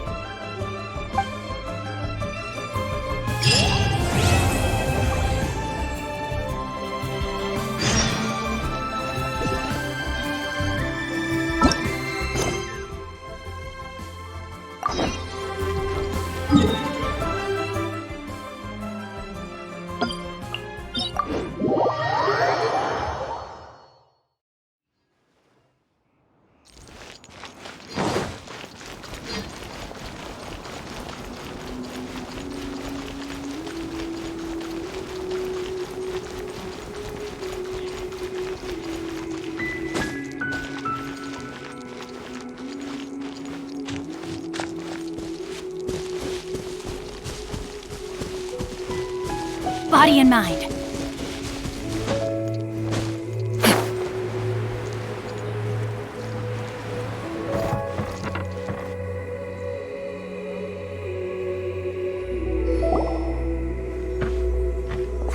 Look! The Jade Chamber is floating into the sky! But it seems to be tied down by something. That's because it's not finished. Hey, Bywin! And hey, Beidou! And hey! Person Paimon doesn't know? Given the enormous scale of the Jade Chamber, we split the construction work into 2 phases to make sure the structure remains balanced. Before we find some suitable plastrite, we build the Jade Chamber's keel at ground level. Once the plastrite is ready, we place it into the keel and let the partially constructed Jade Chamber rise up to the height of the surrounding mountain peaks. The remainder of the construction work is then carried out at that altitude. Once everything is ready, we release the iron tethers and allow the Jade Chamber to rise to its target altitude. Miss Bywin, we've brought some new materials to submit. One moment, I'll be right there. The construction work has only been able to progress this rapidly thanks to the plastrite provided by you. Lady Ningguang is most grateful and looks forward to seeing more of your work. Wow, can't believe you sourced the plastrite so quickly. It's the key piece of the puzzle. Looks like you beat us to the punch. Beidou, you're joining the Jade Chamber contest too? Sure am. I happened to get my hands on a chunk of sunset vermilionite on a voyage a while back, so I figured I'd bring it over. Huh. So even though it's rare, we're not the only ones who managed to get a hold of it. Oh, I've got some introductions to do. This is the renowned Miss Yun, or Yunjin, probably the most famous figure in the Liyue opera scene. Greetings. These two are Paimon and the Traveler, both good buddies of mine. And this is... sorry, not sure we've met. Shenhe. I am their... friend. Good to meet you. A friend of a friend is my friend too. Or, as I like to say, a mate of a crewmate is part of the crew. Miss Yun is also here for the contest. Turns out she needed to borrow a boat, so we came together. It's an honor to finally meet you both. I've heard much about you. Miss Shenhe, though we are only meeting for the first time, I have a feeling that we will get along very well indeed. To be honest with you all, I am in great need of this opportunity to ask Lady Ningguang a question. That's why I joined the contest. Thanks to my father's connections, I was able to acquire a specimen of the plastrite required. Fortunately, it was approved for submission, despite being a little on the diminutive side. Wow. So it looks like the 3 of us are competitors now. Excuse me for prying, Miss Shenhe, but are you competing as well? No, I don't have any questions for Ningguang. I just wanted to help her win. In that case, I have a proposal to make. Lady Ningguang said that the first 3 contestants to procure all 3 materials will be awarded the chance to ask a question. Well, there are 3 teams here. We can split the prize between us. Instead of competing against each other, we could work together to secure the top 3 places between us. What do you think? Sounds great, but how does it change things exactly? I think I see where you're going with this, Miss Yun. The plastrite was the most difficult item to source by a long shot. Luckily, all 3 of us managed to get our hands on it. The 2 remaining items aren't quite so rare, so as long as one of us finds a way to source it, the other 2 can hop on the bandwagon. How'd I do? Is that what you had in mind? Precisely. Huh. Interesting approach. Okay then. All right, I'll go first. I have some leads on these wonder cores. From what I've heard, the core itself is really not that difficult to make. The hard part is getting hold of the ore used as raw materials. I'm gonna head back to the ship and ask Suling if he's heard of them. You guys... We will head into town and seek advice from Master Zhang of Hanfeng's Ironmongers. Thoughts?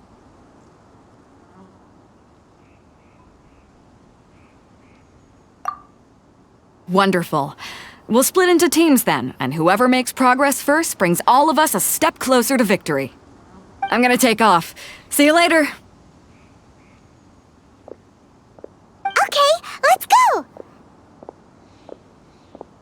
By the way, what question are you gonna ask Ningguang, Yunjin? I'm looking for a venue to host the performance of our new opera. Lady Ningguang has excellent judgment, so I would like to hear her opinion. Ooh, what's the opera called? Paimon wants to go see it. The opera is a labor of love by my father. He wrote it based on a popular urban legend about an evil spirit and an adeptus. It's called The Divine Damsel of Devastation.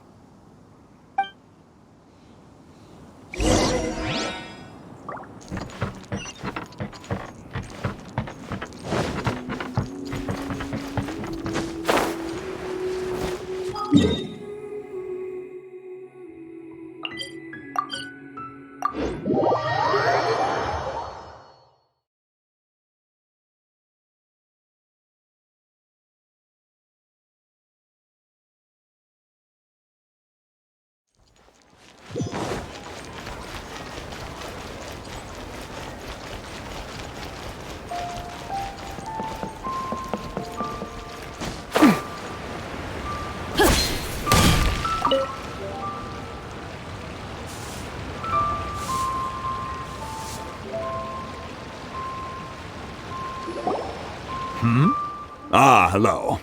Are you here for something off the shelf, or do you need something forged? Excuse me, Master Zhang. We were wondering if you'd heard of something called a Wonder Core. Of course I have. Sorry, who's asking? My name is Yunjin. Perhaps you don't know me, but I believe that you forged some weaponry for my father in the past for stage use. Yunjin? Stage use? Oh, so you must be Miss Yoon. Sorry, my brain's finally caught up. It's not used to doing much beyond bashing a hammer all day. Everyone's heard of you, Miss Yoon, even folks who don't make it to the opera all that often. Like myself. So, you're here to ask about Wonder Cores, huh? As it happens, I do know how to make them. Matter of fact, I made some for Lady Ningguang back when she was building the original Jade Chamber. The types of ore needed to make Wonder Cores are a little hard to come by. Lady Ningguang supplied them herself last time. I don't suppose you've brought any yourselves? No, we were gonna ask you what kinds of ore we need. Sure. Well, you'll need two kinds. Star Splinter Iron and Subrosium. If I remember correctly, Lady Ningguang sourced her Star Splinter Iron from the Mount Tianheng area. They say it resonates with visions. It could take some work, but if you stick with it, you'll find some eventually. As for the Subrosium, though, that's trickier. It's all but unheard of on the market. I'm really not sure. Sorry. What I've heard is that the people around Mount Tianheng have some sort of magic trick that can pinpoint the location of the stuff. Of course, it's probably just hearsay. If you want my advice, start by looking for Star Splinter Iron around Mount Tianheng. And if you run into any locals, ask them a few questions about Subrosium. Mount Tianheng. Interestingly enough, the story of the Divine Damsel of Devastation also takes place on that mountain. I hear the view there is quite spectacular. A favorite destination of the Adepti, in fact. Perhaps it can give me some inspiration. Let's not delay. We should head straight there.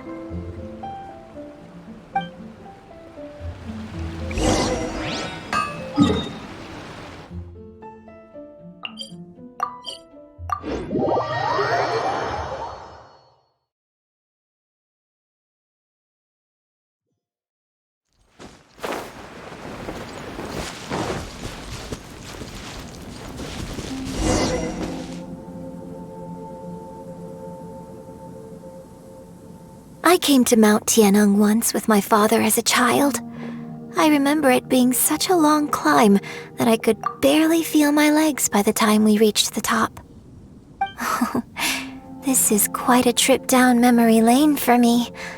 Look at these majestic towering peaks and the gently flowing streams. It's like setting foot in paradise.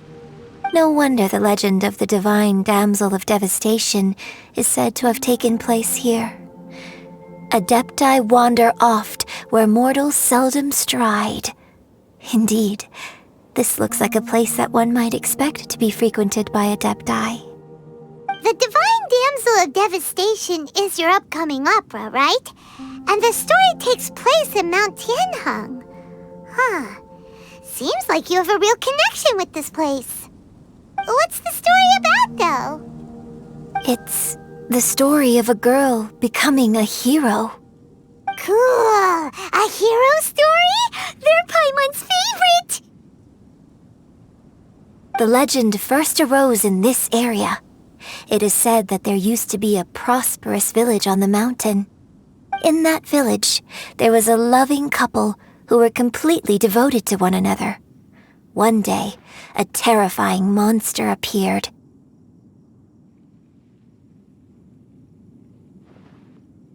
The wife was out collecting herbs and was captured by the monster. Her husband was so distraught at the news that it broke his spirit and drove him to madness. The vile and vicious monster told the villagers, "If you want to live, you must sacrifice a child to me." What a nasty piece of work! Paimon sure hopes this monster gets put in its place! But the monster was so terrible and so strong that all within the village were terrified of it. They had no choice but to give in to the monster's demand. Just while they were discussing whose child would be given over to the monster, a little girl suddenly stood up and came forward. No! Don't do it, little girl!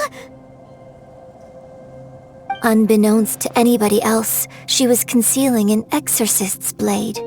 She approached the monster's lair, feigning fear and trepidation. When she finally arrived, she courageously drew her sword and entered into a fierce struggle with the monster, from which she eventually emerged as the victor. Her extraordinary abilities drew the attention of the Adepti, and they took her as one of their own. Her story became the stuff of legends. But alas, the paths of mortals and Adepti seldom cross, and she would never again re-enter the mortal world. And so, destined to grace the mortal realm for but a brief moment, she vanished like a wisp of smoke into thin air. That's how the opera ends. I really like this story. But I personally think that perhaps the little girl was not as brave as the opera makes her out to be. I'm not sure she deserves all the praise she is given. I've never considered that before. Opera is always an interpretation of the events it purports to portray. A certain degree of deviation from the truth is always inevitable. When my father wrote the script for this play, I suppose his intention was to inspire his audience with the character of the Divine Damsel. I think it's a great story. The ideal story. Well, it sure inspired Paimon! Let's go get ourselves some Star Splinter Iron! Yeah!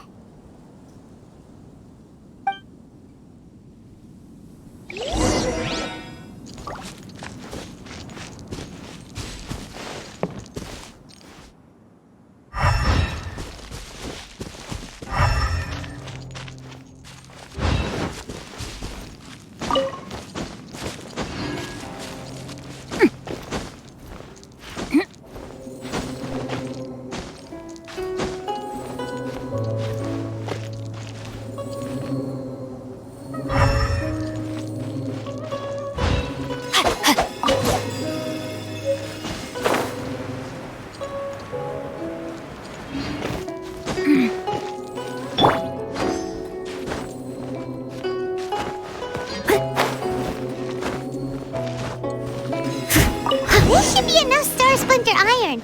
Now we just need to find that Symposium. I think I saw a village on our way here. Master Zhong said we should ask the locals for help. Why don't we try there?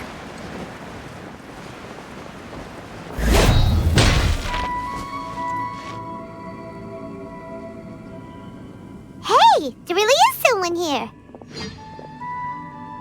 Yunjin, looks like you were right. Excuse us, sir. Can we ask you something? Huh. He didn't seem to catch that. Hello, sir.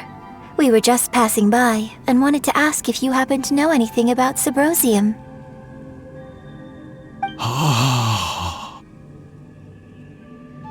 Is he trying to tell us to look for clues in the village?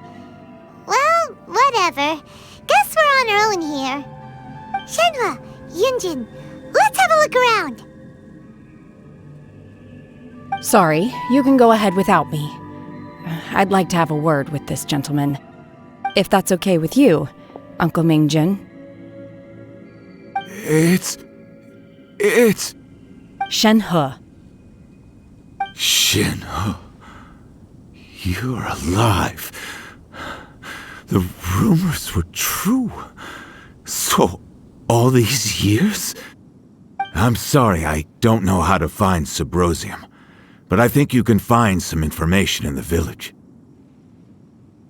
This place is deserted now. No one ever comes here, so you can rummage around all you want. Huh? You know this guy, Shenhe? Thank you, kind sir. We'll go and take a look around. Don't worry. Mingjin has no ill intention towards Miss Shenhe. She'll be quite safe. Okay, then let's see what we can find in this village.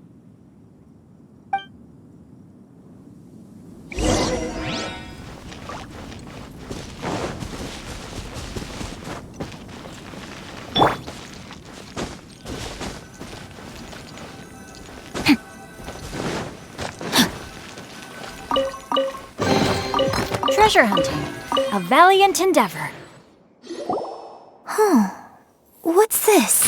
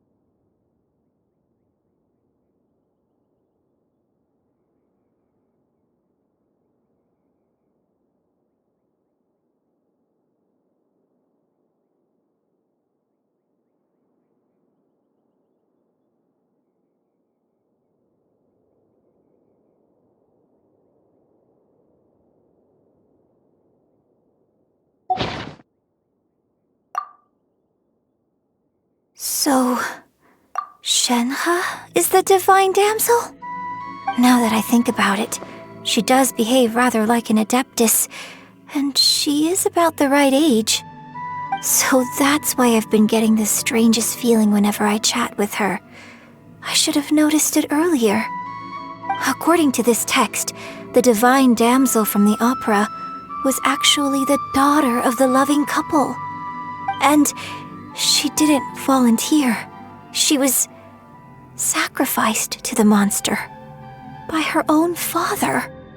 Oh, the truth is even more lamentable than the opera. Now I understand why Shenhe said the girl was not as brave as people think. It wasn't her choice to enter that ghastly situation. She was forced into it. Oh. It looks like my father may need to make a few revisions to his beloved opera.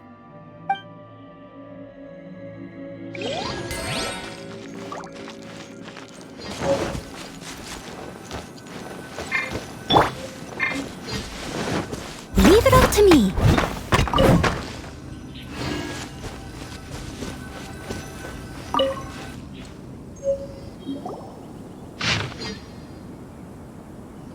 So it seems that Shenhe's father thought he was summoning a benevolent deity using a magic incantation. But in fact, he summoned an evil god's remains, which took the form of a monster.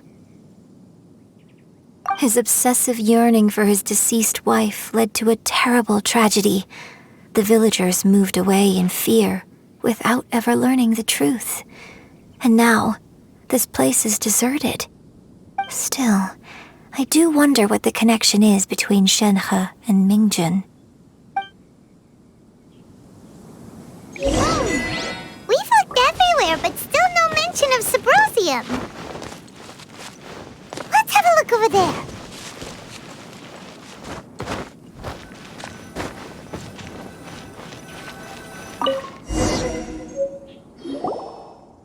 This is it!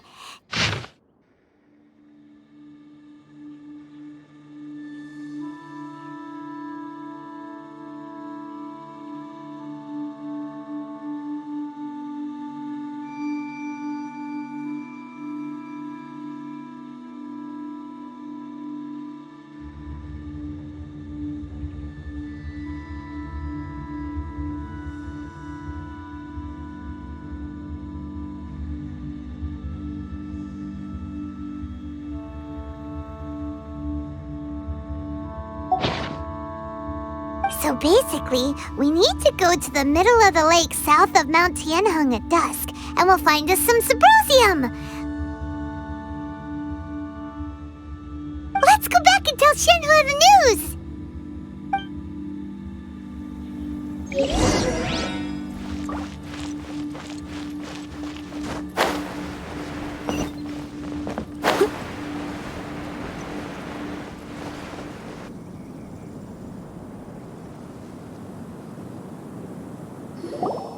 One year when I was back visiting, I heard a story about a white-haired adeptess from a merchant passing by. I never imagined it was you. I was a very close friend of your father's. I could have stopped him from performing the summoning ritual. I had plenty of chances, but I couldn't bring myself to stand up to him. I just let things happen, let it all escalate. And, well, we all know how that story ended. I bring flowers back here every year. And each time I wish I had a chance to apologize to you.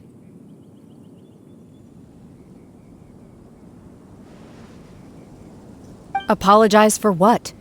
If you'd stopped him, he'd only have found another way.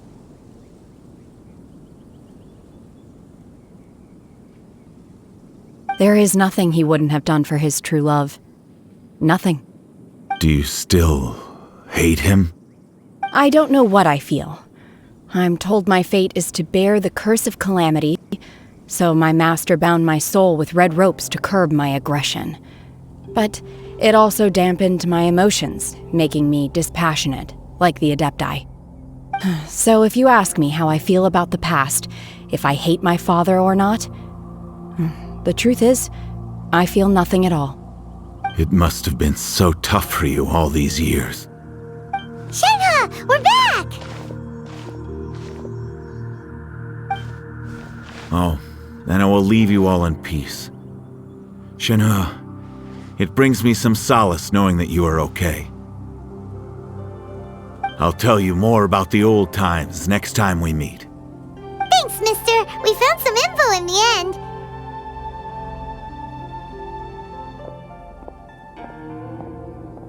Shenhe, look! This tells us how to find Sabrosium. All we gotta do is go to the middle of that lake! Let's go then.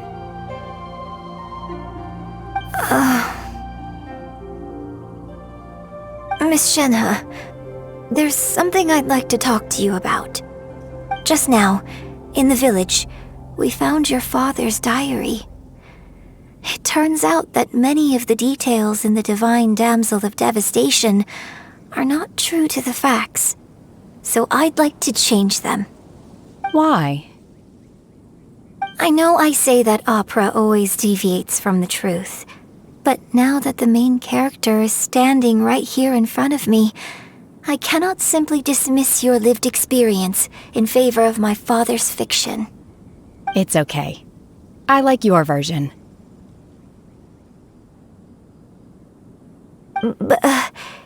Huh? My master once said that the day I learn how to use my strength for the good of others, is the day that I can truly become part of human society. So, I hope that one day I might be brave enough to stand up and protect others, just like the girl in the opera. But I've never thought this way before, and I wonder whether I will continue to think in this way. Don't worry.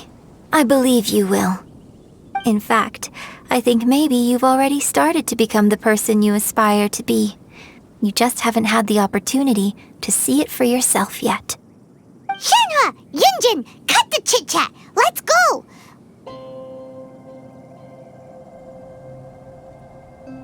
We can't let someone else beat us to it!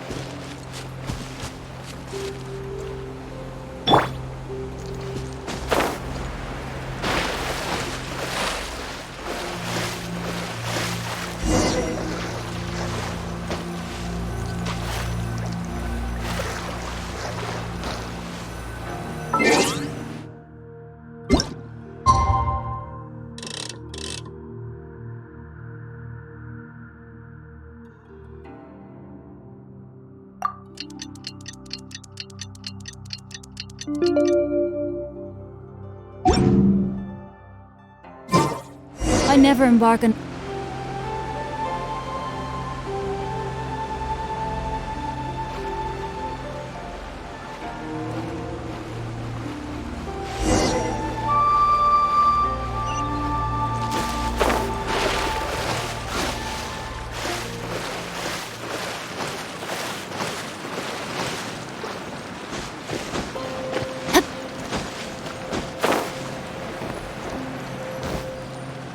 That's everything we need! Let's head back and report in! Paimon's curious if Beto's made any progress.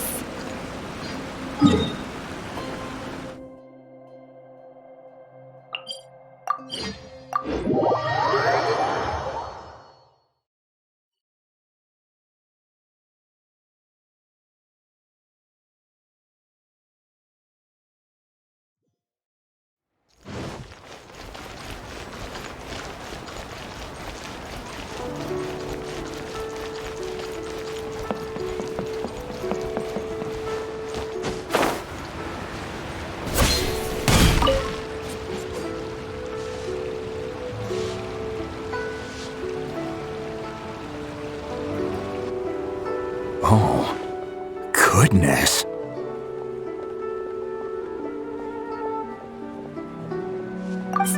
So, are they okay? This is some top quality ore you found. I think I'll get a good end product out of these. Guess now it's my time to shine. Hey everyone, how's the A-team doing? I ran into a bit of a brick wall on my end. Suling's never seen a Wonder Core before, and says it'd take a lot of research for him to get up to speed. Leave the Wonder Cores to me. I'll work on them while you go about your business. Don't worry. It won't take me too long. Much obliged, Master Zhong.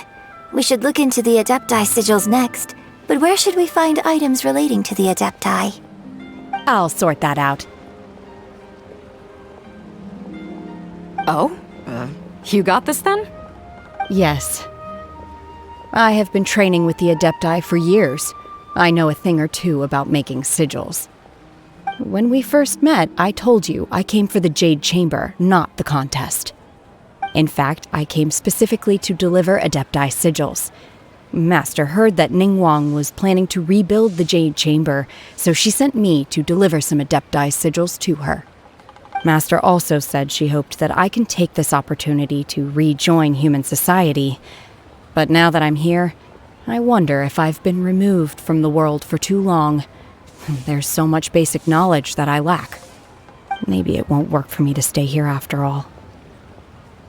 But either way, I'm very glad to have met you, and I'll take care of those Adepti sigils. Without knowing the ins and outs of your situation, I can't say whether you should stay or not. But now that our paths have crossed, we'll always have a connection. So if you're ever feeling down, come find me on my ship. There'll be a drink waiting for you. Thank you. So, Master Zhang, I'll need to use your facilities to make the sigils. Fine by me. I'm actually curious to see how the Adepti arts work. Maybe I'll learn something.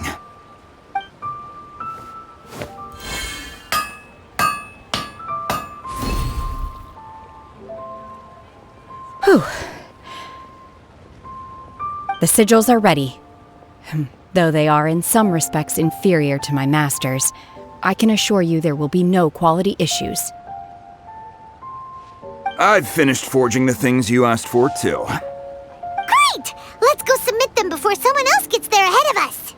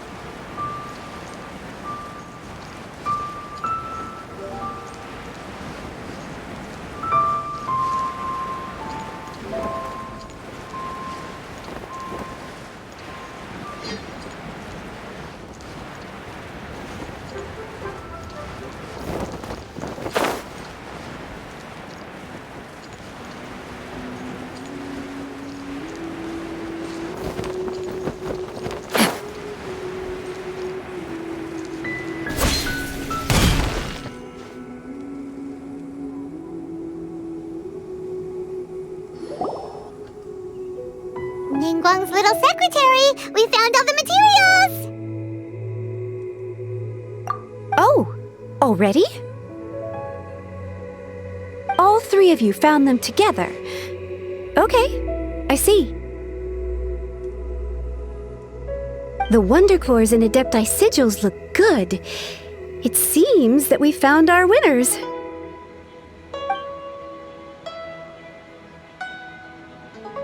I hereby announce that the winners of this material procurement contest are the Traveler, Yunjin, and Beidou. What? It's over already? I haven't even found the prostrate yet! I can't believe it. So close, but so far. I'd like to invite our three winners to please proceed to the Jade Chamber, where Lady Ningguang is waiting for you. Huh? Where's Beidou? She was right here! Captain Beidou has some business to attend to. She will join later. Please come with me for now. Alright then, guess we'll head on up to the Jade Chamber first! This has been a long time coming. The last time we went up to the Jade Chamber was ages ago.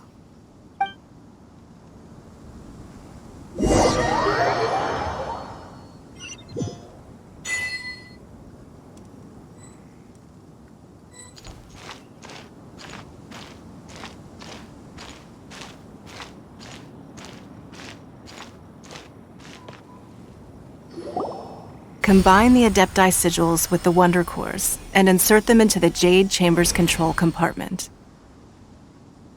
The construction of the new Jade Chamber is now officially complete.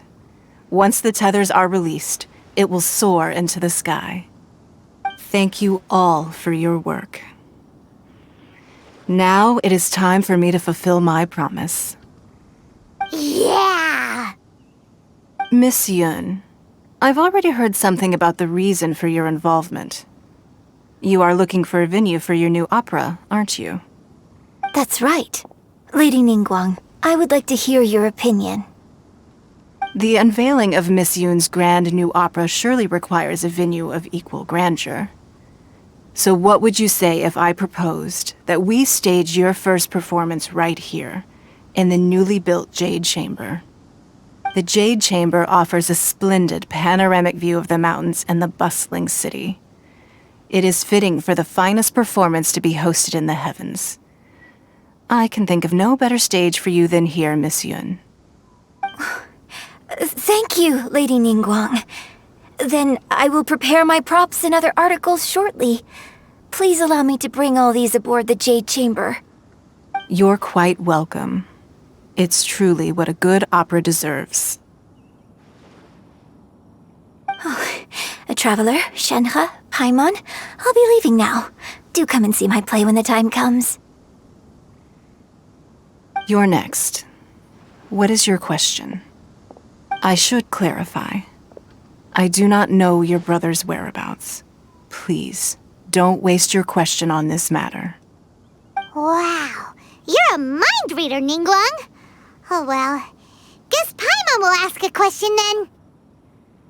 Managing a successful business is not as simple as you might think. Capital, connections, sensitivity to the trends, and instinct for what is a good opportunity. All of these traits are crucial. If you want to know how to make money, I will honor our agreement and give you an answer. But that is not to say that it will work for you. Wow, Paimon hadn't even asked the question yet. Your question was written all over your face. Now look, you helped me rebuild the Jade Chamber, and I intend to repay you handsomely for it. So I promise you that should you one day require financial assistance, you may seek employment here. I will pay you at the highest rate of remuneration. Oh, great! So next time we run out of Mora, we just need to come to Ningguang? No more questions from us. Shenhe, you got a question? Me? Yes, this is a group effort. Thank you. But I don't have anything to ask. Are you sure? This is a once-in-a-lifetime opportunity. I'd urge you not to squander it. Yeah, just don't waste it. Hold on a second. Paimon can probably think of another one.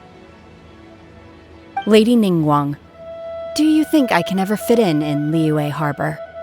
Now that is an interesting question. Liyue Harbor is very inclusive. As long as you respect the rules here, you will not be turned away. So, the key is whether or not you yourself can develop a sense of belonging in Liyue Harbor. Huh. A sense of belonging? Yes. To become fond of a place, to feel part of it, it always requires a reason. Perhaps someone you've met, or something you've experienced here. Or perhaps you enjoy the atmosphere of Liyue and you will become accustomed to it. In short, everyone needs a reason to stay. I hope you can find yours soon. I see. Hey, what's going on? I just went to see the fleet a little later than expected. Come on, Beidou! It's your turn! Do you have a question for Ningguang? Me? Nah, I ain't got any questions. She forced me to help out, so I figured I may as well get involved with the contest. Ningguang, don't forget what we talked about. It's not gonna be easy to deal with. I don't think my fleet can take it on their own. Don't worry. I have made preparations. The wound dressings are ready, and the Millilith have set up an ambush. Glad to hear it.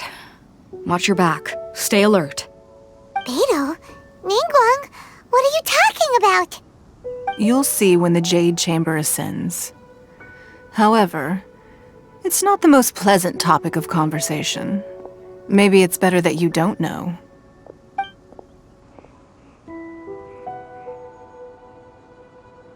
When I first set foot in the Jade Chamber, I stood at the edge of the platform and looked down upon Liyue Harbor far below. At that time, I dreamed that one day the Jade Chamber's shadow would be seen in all 7 nations of Teyvat. My wish has not changed to this very day. However, it is not only out of consideration for myself that I have built the Jade Chamber anew at this time. I hope the Jade Chamber will always float in the skies above Liyue Harbor, bearing witness to the prosperity and peace of the human world. And I hope that you can all witness it with me. Let the Ascension ceremony commence!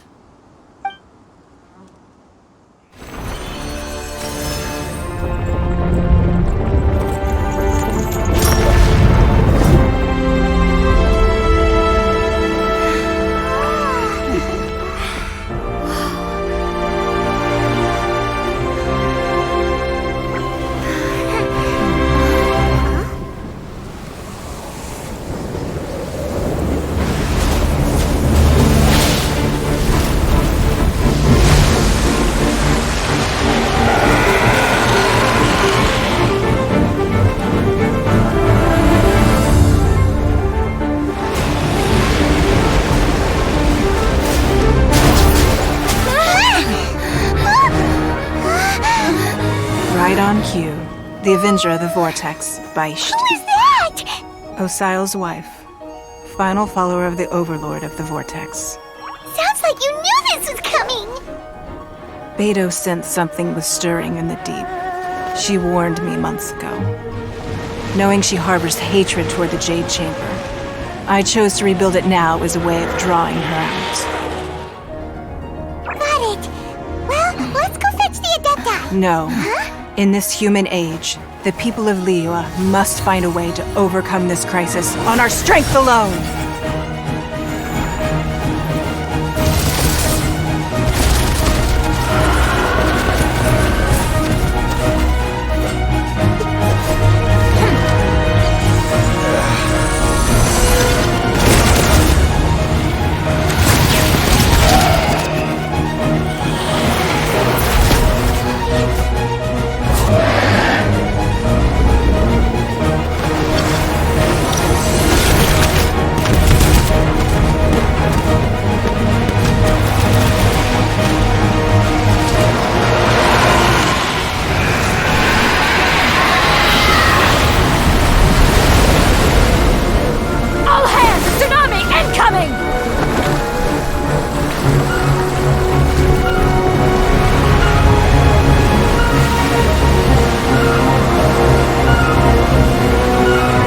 What's that? Wait! A giant wave!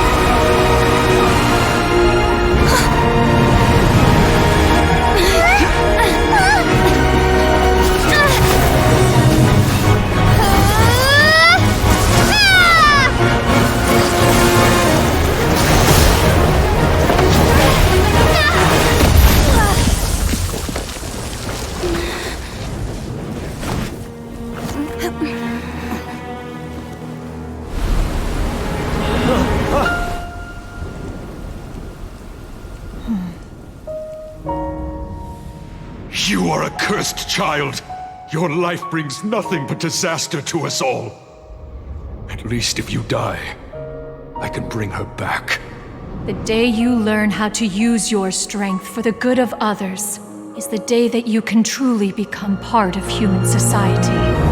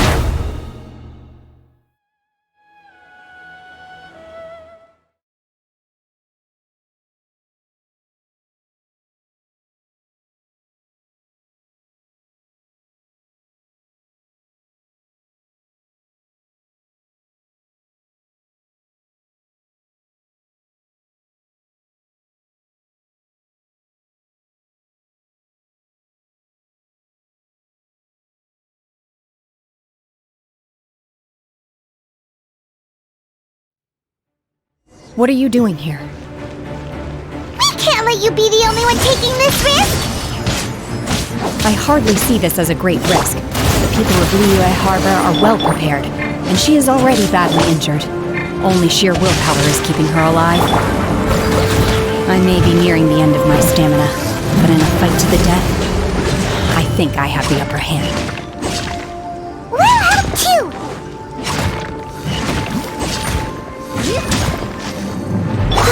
Obey!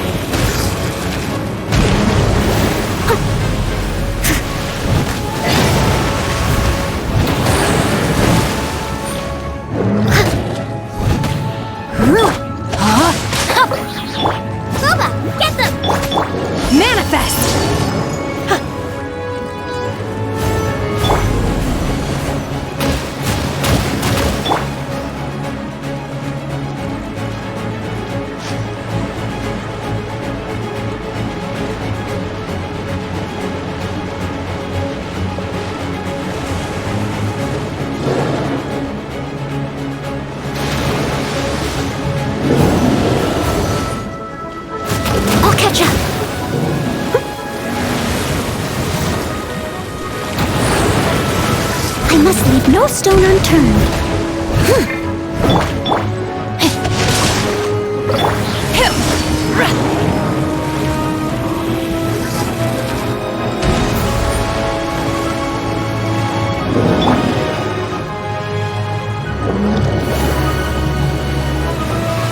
Rain cutter. Leave it all to me. Obey! Unleash!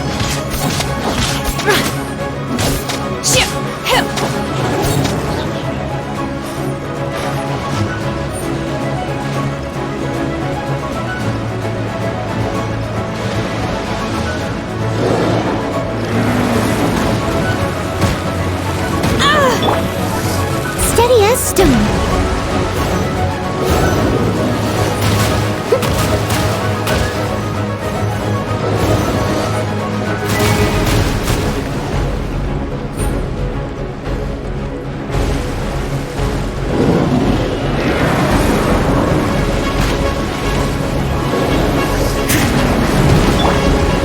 Manifest! Obey!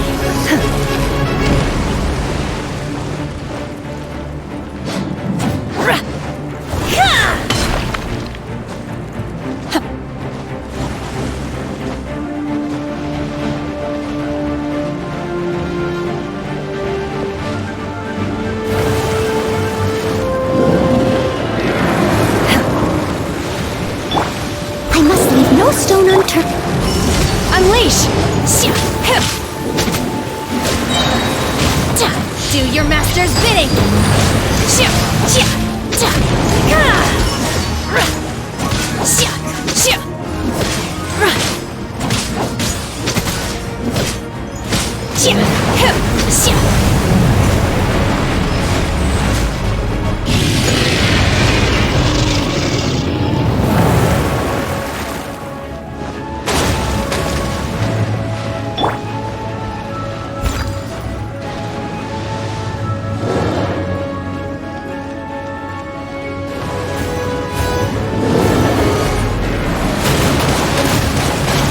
Someone needs assistance.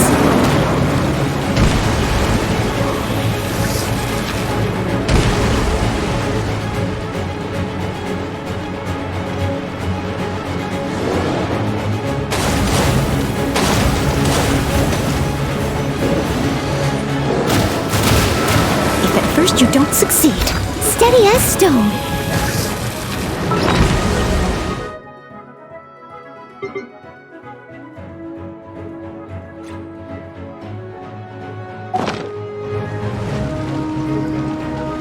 I'll catch up.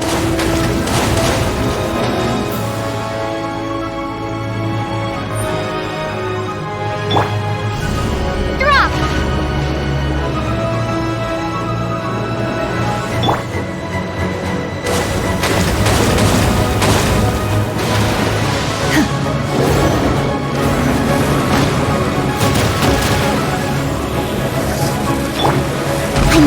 no stone unturned.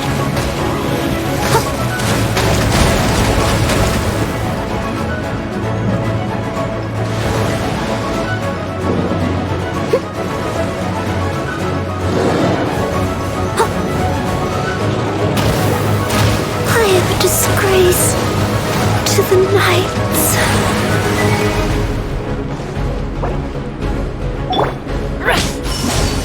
Manifest!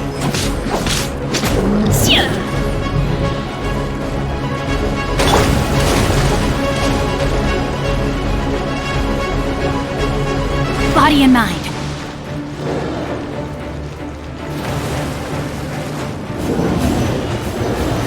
Time to act. I can no longer hold back. I have taught you everything I know.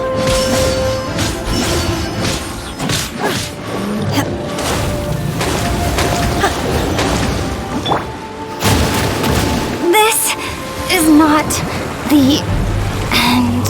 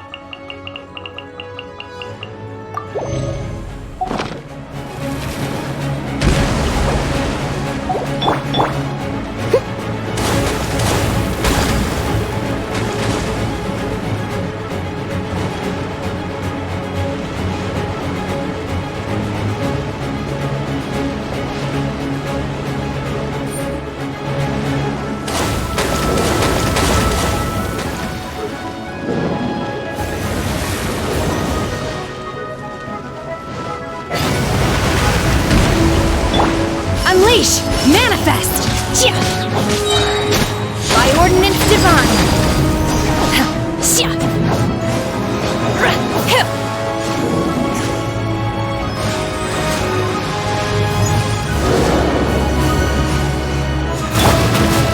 Leave it all to me.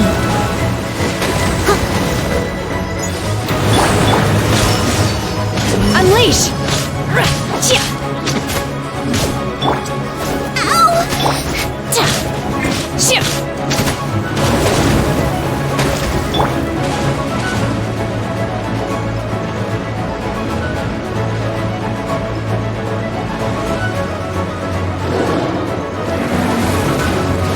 Steady as stone.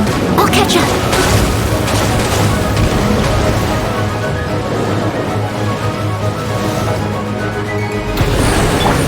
Obey! Manifest! She's getting away! Shouldn't we go after her? This place is unstable. It is too risky to continue pursuing her.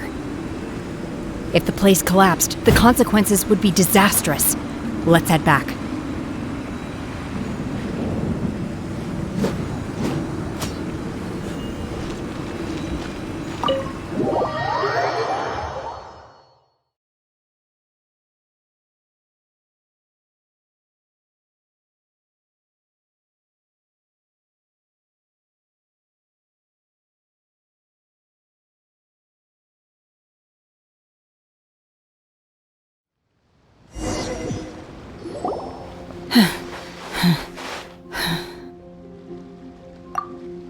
I'm just a little exhausted. Otherwise, fine. I wanted to deal with it myself. I didn't expect you to follow me. Don't worry. She's not coming back anytime soon. After an injury like that, she'll likely seek refuge somewhere else. How did things go underwater? It's been dealt with. She was injured before entering the water. It didn't take too much effort to finish the job. Good. So the crisis has been safely averted. When you visit the Jade Chamber in the future, you will be afforded generous treatment. Lady Ningguang, the fleet reports that the sea monster has left Guyan Stone Forest and the surrounding waters have returned to normal. Thank you. How are the Millilith? Thanks to the medical supplies you prepared and Lady Keqing's command, our losses were minimal. Of course, we owe huge thanks to this young lady for her help. On behalf of the entire Millilith, thank you for your service.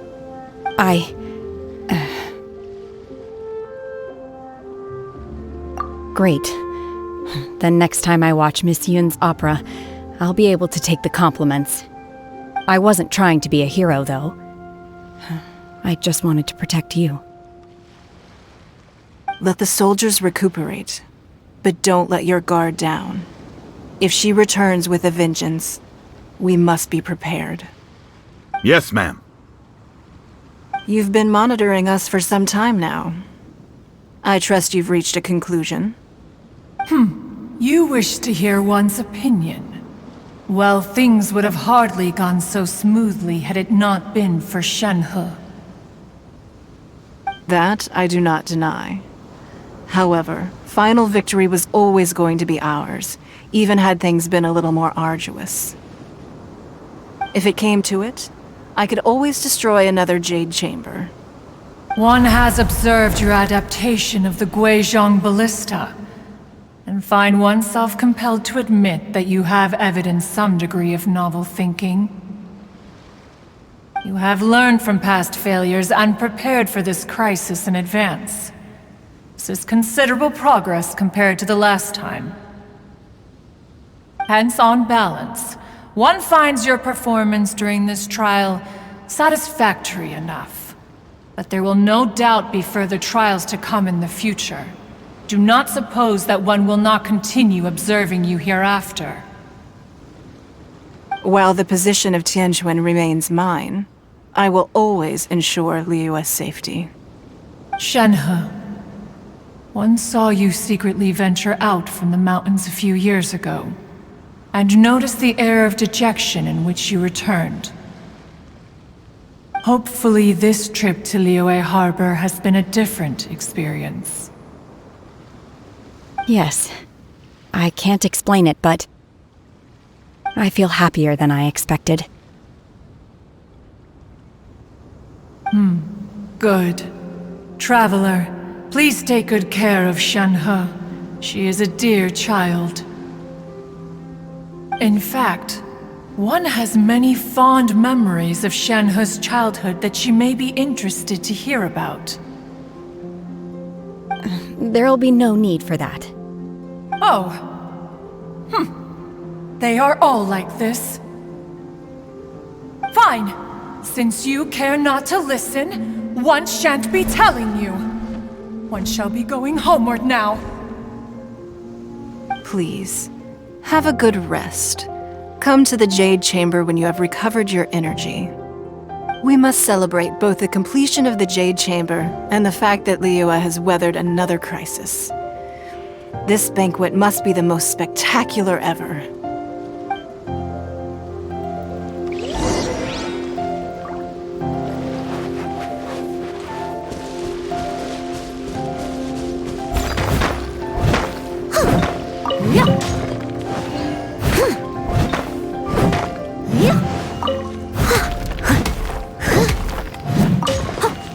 I'll catch up.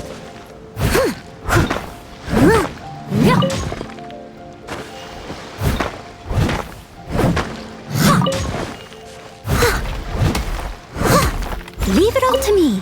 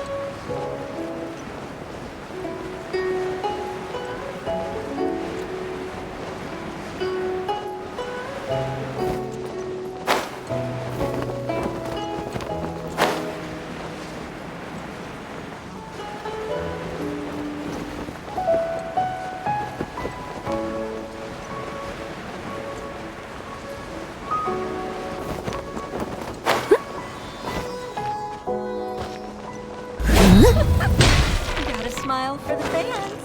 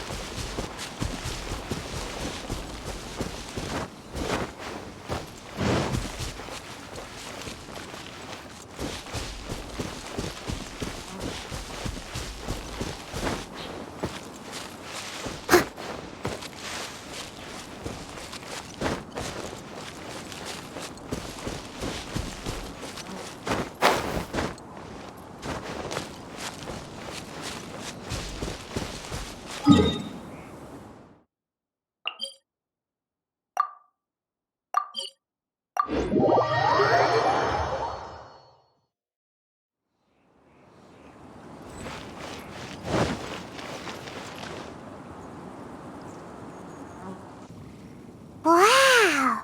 Everyone's already seated!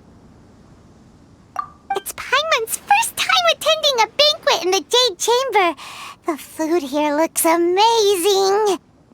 All of you here are my distinguished guests. I am determined that each of you thoroughly enjoys yourself.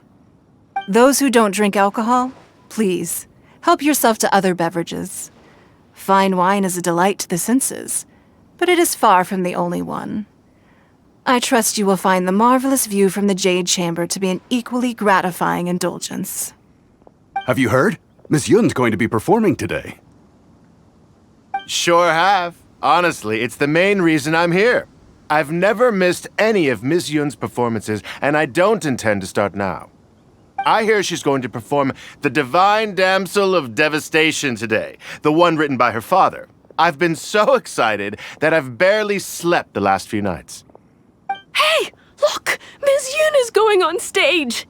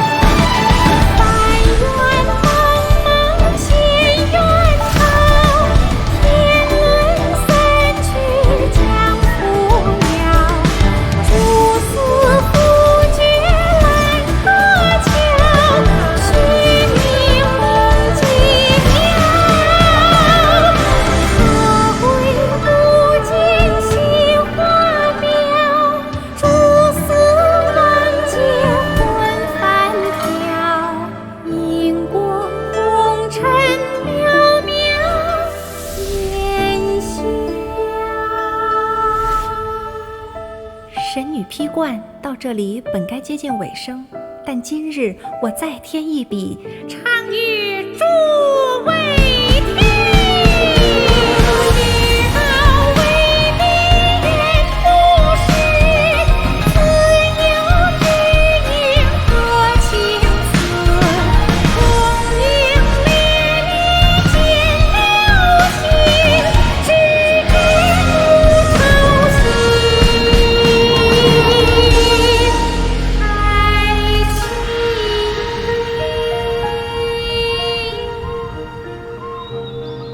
彼时鹤归，茫茫天地无依靠，孤身离去。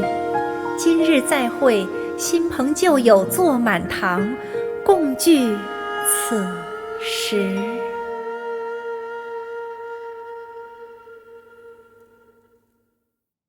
What did you think? Personally, I thought I sang rather well. It was beautiful! Paimon wants to learn too! It was wonderful. Also, thank you. You're welcome. Thanks to you, the Divine Damsel of Devastation is a more nuanced tale than ever. The play has an ending, but life goes on. I believe you will find a way to fit in Liyue Harbor. Thank you.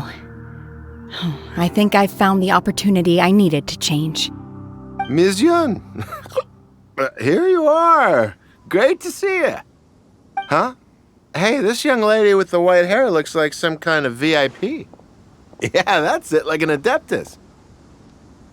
Wait, you're the girl from the opera, aren't you? The Divine Damsel herself.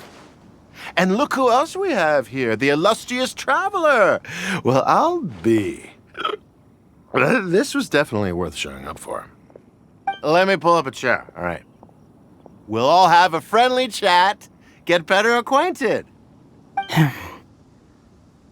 Alternatively, you could leave us alone. That is, if you'd prefer to finish your drink via the orifice of your own choice. Uh-oh, this feels all too familiar. Shenhe's back to her old self again. Hey, what are you doing? Calm down, Shenhe. Calm down.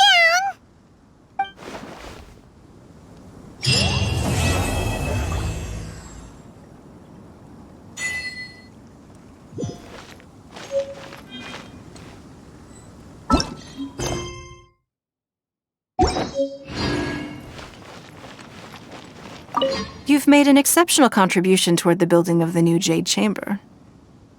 I will not forget this. I shall be sure to repay your kindness at an appropriate juncture.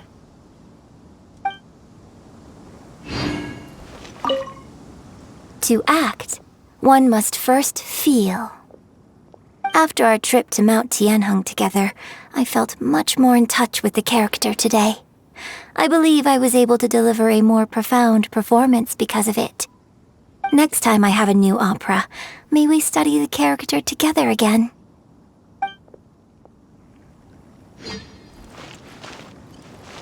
Now that I think about it, I'm glad Master sent me here to deliver the sigils. Otherwise, I wouldn't have had the chance to meet you. I'm sure I have much to learn from you in the future.